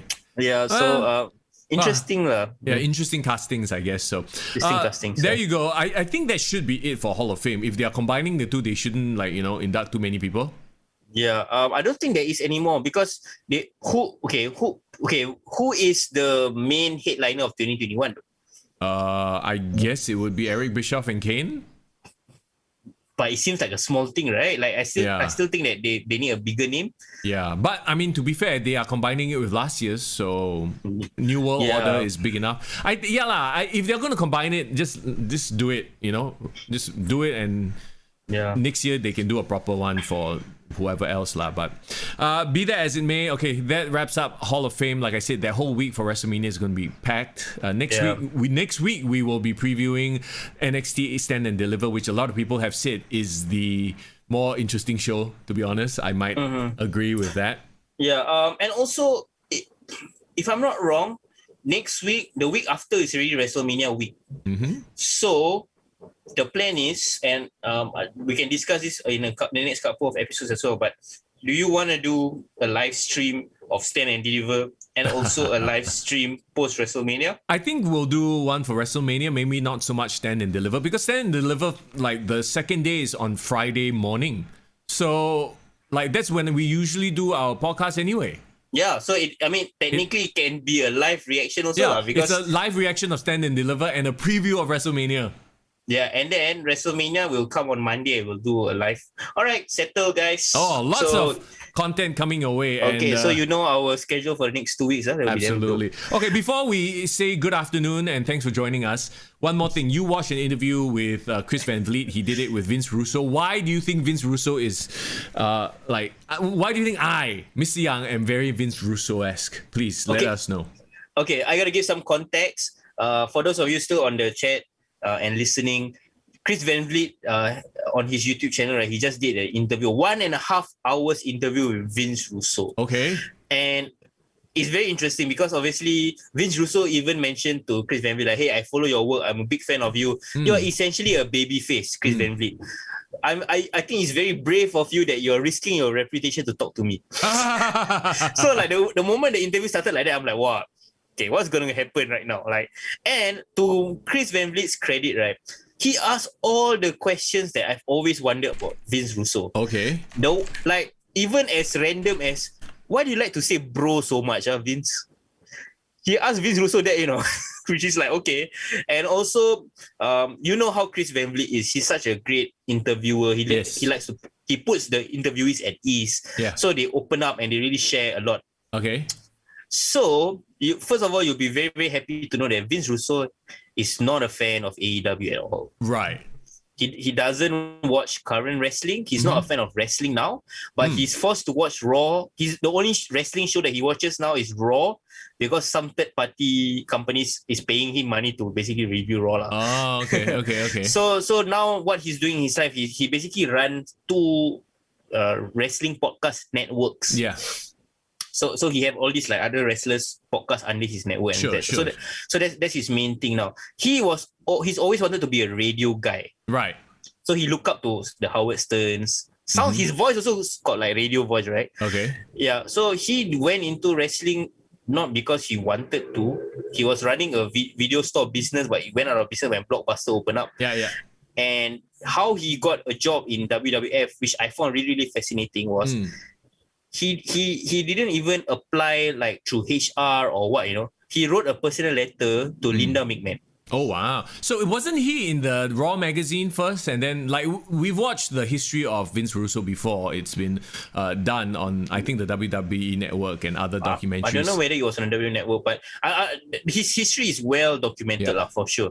But why I found his thoughts on wrestling very, very fascinating is Chris Van Vliet asked this question. As the most so-called successful writer of wrestling, in the most successful boom period of wrestling, right? What do you think like wrestling needs to do that it can become like great as he was last time lah? Yeah. And like every time I hear like him saying on his own, or like Jim Cornette says what he says, like I always hear very conflicting reports, right? But he essentially, the way he described it, right, it's like it makes so much common sense, and I feel like more people need to hear what he has to say on this matter. Okay, what is it? He basically said that the reason why WWE was so successful last time was because he treated wrestling like a TV show. He made the comparison that because Chris Van Vliet gave the counter argument saying that people don't watch TV anymore. People are on YouTube streaming. You know, if you miss an episode, you can watch it and blah blah blah. And then he argued. He said he doesn't agree with that because he gave the example of, you know, your Game of Thrones had 30 million viewers per episode. People were looking forward to the next episode. It didn't matter that they might miss it, but they will make sure that they won't read the spoilers. They want to watch the show. You know, so it's like almost become like a community. Like people just want to watch it first. So he disagrees that because WWE and AEW makes the excuse that they are going head to head against NBA. They going head to head against impeachment and all that. The reason why 10 million people watched wrestling last time is because the show quality, everything was treated really, really good. And the format of the show made it work. He argued that this is according to his research and statistics. A talking segment starting off a show draws more ratings than a wrestling match to start the show. Yeah, I will agree with that. He essentially said that the reason why wrestling is not successful right now is because the company focuses on too much wrestling. Wrestling will never draw an audience. Because he assumes, right, you have to write and assume that wrestling fans, no matter what, will always watch wrestling. Yeah. So the trick is to get a casual fan. Yeah. Why a casual fan won't turn on and watch wrestling because they like wrestling? They will turn on and watch wrestling because it's something interesting, something viral, something that is weird and good quality or what. So that was another thing that Chris Van Vliet said. So, but then doesn't that mean you rely on like Shock and Crash TV to get an audience and all that? Then he said, what informed his like thinking back in the day is the reason why he thought that way, because of what was around the culture at that point in time. That was an in thing, mainstream thing. He said that if wrestling focuses on reality, like what is current and what is around, and doesn't ignore it, doesn't ignore reality, then people won't look at it and think it's stupid. Like you can basically create storylines that doesn't insult the audience attention and make it good, and they have a reason to fight, so that the format starts with a talking head. You set up the story. The main story arc happens throughout the show, and then the payoff will be at the main event. And I always thought that is some of the episodes of Raw, even now, that I will enjoy the most. When something happens at the beginning of the episode, you want to stay all the way to the end to watch. And he disagrees one last thing, right? About people say, the ratings don't matter anymore. He said the ratings still matter because you have a minute by minute breakdown of exactly when audiences tune out. Right. So if a segment sucks, or is tanking, or or a wrestler is not drawing, or is boring, people will immediately switch off or tune out. So what works was when during the Attitude Era, basically the ratings dictate who had more screen time on Raw. So if there was a segment with Goldust that was entertaining, he's like, Goldust is actually not a bad character. Okay, I'll give more Goldust segments. So in a way, he's trying to say that WWE doesn't really listen to fans or let the fans dictate things organically, because yes, they want to tell a story, but the problem with telling the story is they are so wrapped up in their own wrestling bubble that they don't get out of it and see things from like we are in our own bubble so much that we don't exist in the real world. That's why people in the real world cannot. We are like you say, we're on the outside looking in. We're not in the exclusive club. And he said the biggest problem with AEW is they just cater to that crowd so much, they will never grow their audience. Exactly. I mean, we've talked about this ad nauseum. Like, you are not going to get your casuals by having a bunch of dudes that nobody knows out there in matches, triple threats, trios matches all day long, right? So, yeah. And what he brought out one thing about what happened in the aftermath of the Montreal screw job, which was very, very interesting, because obviously he was now in the inner circle at this point in time, right? So all the Pattersons and all the Bruce Pritchards and all that was basically telling Vince McMahon in his ear, saying like, you know what, we should sweep this under the rug, pretend it never happened, move on for our storyline. But Vince Russo was the only one that spoke up. I mean, according to him, like, we don't know whether he's telling the truth. Right? He said that he was the one that said like, what the hell are you guys thinking? Are you all literally gonna ignore this? This is literally the most obvious thing. Everyone is discussing this coming out of Survivor Series. You should address this and be all over it and set the narrative instead of pretending it doesn't exist. So that was actually the inspiration for why JR interviewed Vince McMahon and he talked about the screwed bread. Yeah, and then the whole Vince McMahon character came to be, Mr. McMahon character came to be. I mean, it is interesting and a lot of it makes sense, but then what happened to him when he went to WCW? And it was just a clusterfuck. Yeah, and obviously this is a very fascinating part of his story that I think I encourage everyone. Hey, Chris Van Vliet, I giving you a plug. Nah. no, but like one thing I like about the interview was he was very, very honest. He owned up to a lot of the flaws that he felt so he said he was very Italian about his thinking was very Italian when he was in WCW. Okay. Very Sicilian, very Sicilian. So what I meant by that was he felt like at that point in time everyone was looking out for their own interests in WCW, and like no one was gonna like say, okay, I'm gonna listen to you, So he felt like, okay, you know what? If no one's gonna do this, I'm gonna do it myself. He had that kind of attitude, right? So when he said why he very Italian, right, meaning that he basically had to pick and choose the ones that is loyal to him. Okay. He had to work with the one that's willing to work with him so that he can focus. So even though he was a head writer by name, he basically had no stroke anywhere. Yeah. That makes a lot of sense. And you remember like his whole he came out with Jeff Jarrett, and Jeff Jarrett did the whole, he laid down for Hulk Hogan, remember that? And that was probably like him at his tipping point, like, okay, I've had enough of this shit, I'm the head writer, but Hulk Hogan can veto, Kevin Nash has creative control, and that's why you don't give talent that sort of power. I find it fascinating because you were definitely a big fan during this era and you were following it week to week, right? He brought up a certain statement. I want you to corroborate whether this is true or not. Okay. He said that when he was in WWF, nobody knew of his name. He only became well known because he had to play Vince Russo, the character, in WCW himself. Yeah. Well, I mean, the whole... Is that true? Yes. Nobody, I mean, only the insiders knew who Vince Russo was. Yeah. But then, like, this whole thing of how he thought that he was single-handedly the catalyst for the Attitude Era. Like, I mean, the guy has a bit of an ego about him. And what has always been said about him was that he had a lot of great ideas, but he never had the filter that was Vince McMahon. Yeah, and I don't disagree with that. And I mean, I know his history as well. And I think he said that that's also one of the reasons he didn't do so well in TNA. Yeah, because he didn't have a Vince McMahon to ultimately say, okay, this is a good idea, but just, Yeah, he didn't have a good leader on top of him to give, green light to good ideas or cut down bad ideas.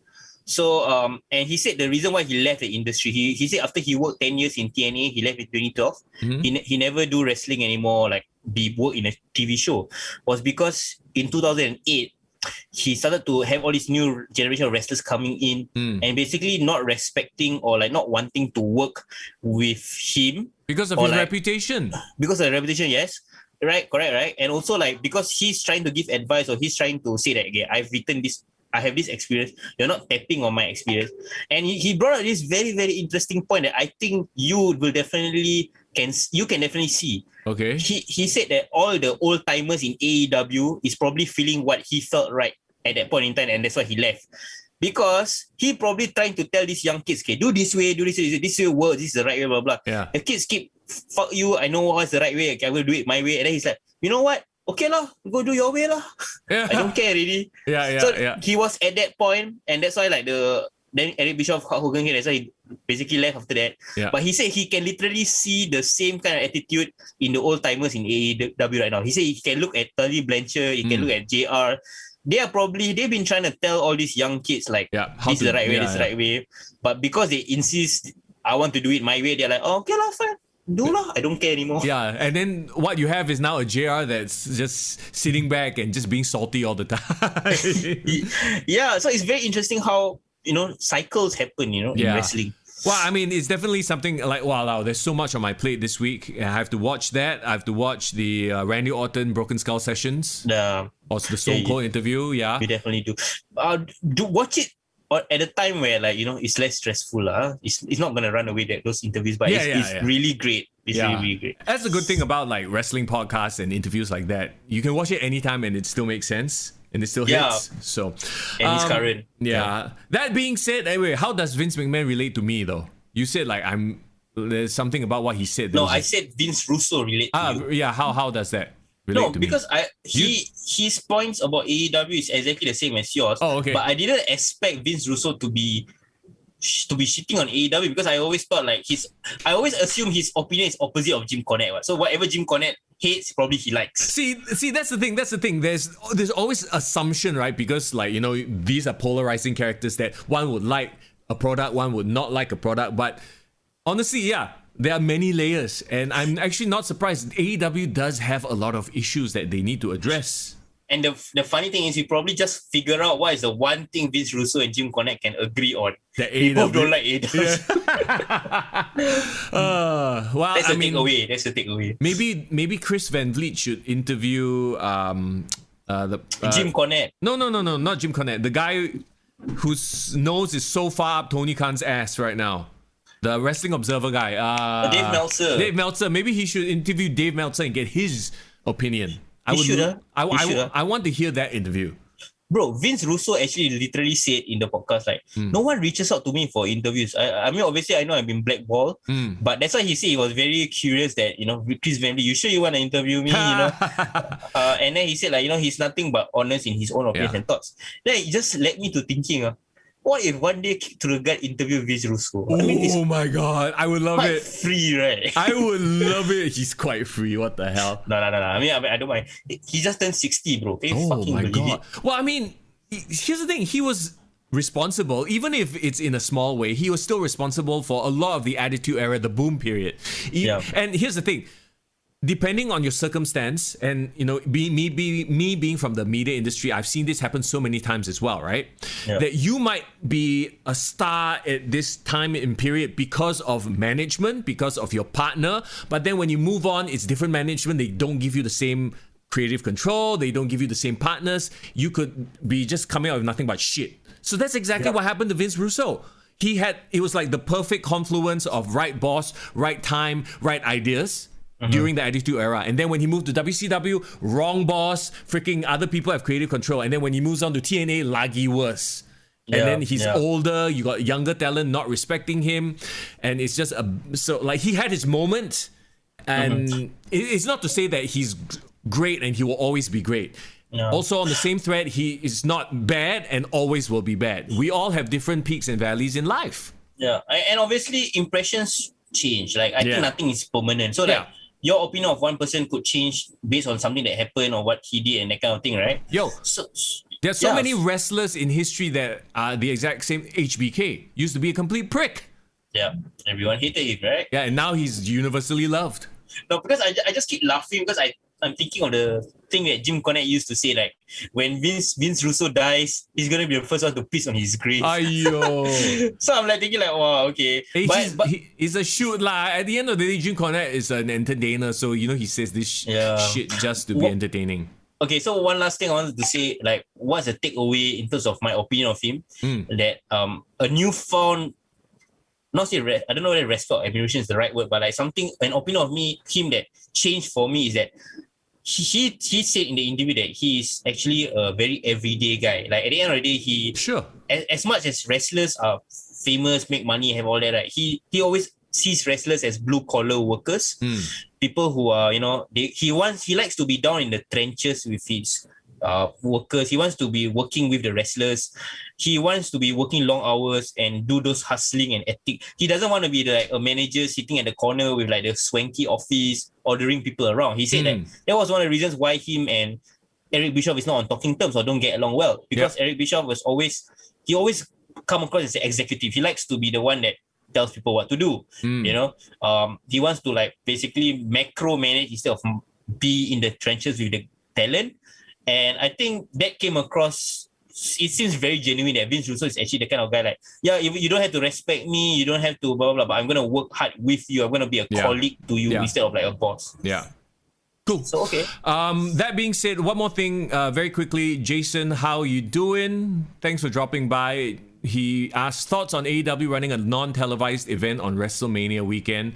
So AEW, they've announced their first ever non-televised event. So they're doing a wrestling show on that Friday before WrestleMania. I mean, if anything, it's just to capitalize on the wrestling hype, because, you know, their appetite for wrestling during WrestleMania weekend usually grows. So that's all that is. I don't think it's to take away from anything. It just makes sense. Yeah, it's basically akin to when WrestleMania comes to town and all the small indie promotions run shows in the same week in the same town. Yeah, because there is an appetite for wrestling, so this is fine lah. You know, it's it's no big deal. And basically, I don't think I'll be watching that also, so it's okay lah. Hello, it's non-televised. We definitely won't be watching that. Oh yeah, but we know there will be results, right? Yeah, but I mean, so who are they performing for? Like the 10, 11 people in the audience that day, or Daily's place lah. So there will still be people. There will be fans who are hard up for wrestling action. They'll be there. Yeah. I don't think they will be able to take any attention away from WWE. That will be WWE's week. Yeah, for sure. I mean, with NXT, with the Hall of Fame as well. So it's going to be an exciting week for wrestling, and we're going to be here for the entire ride. So thank you so much, by the way, for hanging out here on the chat. And if you're listening to the podcast on Spotify and Apple Podcasts, thank you as well. We appreciate it. Hey, follow us on all our social media, on YouTube to catch the live streams. On Instagram, you can slide into our DMs. Yes. Titus will slide into our DMs.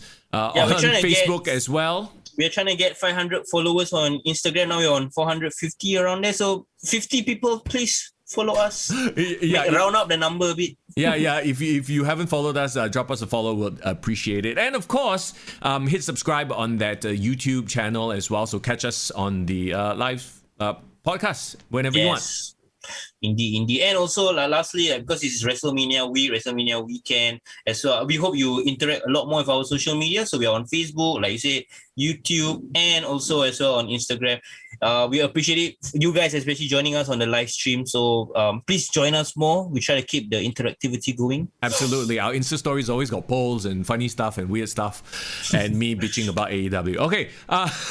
That being said, next week we'll be back. NXT Stand and Deliver. That's what we will be previewing. It's going to be fun. I can't wait. So we'll see you guys next week. In the meantime, as always, it's Mr. Young. And it's Foreign in the building. Have a great weekend.